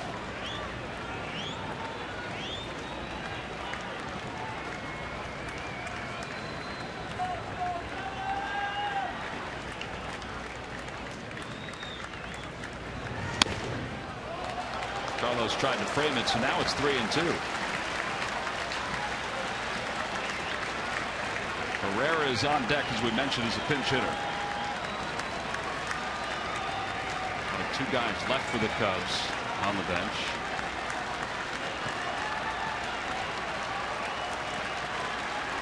Three balls, 2 strikes. Got him. Fastball swung on and missed, 94 miles an hour, and the Phillies pull out a 10th inning victory over the Cubs. They win it 5-3, and they take game 1 of this 3-game series. 6 wins in 7 games since the All-Star break. Cody Asche, 3 RBIs. Jeff Francoeur's big blast gives the Phils the distance they needed for the victory in the 10th inning. And he is our Chevrolet Player of the Game. A double, 2-run 10th inning home run for Jeff Francoeur. Jonathan Papelbon saves it for the Phils. He's still perfect this year as a closer for the Phillies. And how about 6 wins in 7 games since the All-Star break? Jeff Francoeur in the 10th inning. Here it is. That ball was up, and he deposited it. Well, that it was. He missed one earlier back in the 6th inning. This time in the 10th inning, it's a slider. It's a very loud, deep to left field for the game-winning 2-run home run. Cubs are 0 for 8 with runners in scoring position today. 2 for 18 when they had a runner on base. Game 1 goes to the Phils, and Jeff Francoeur is down on the field with Murph.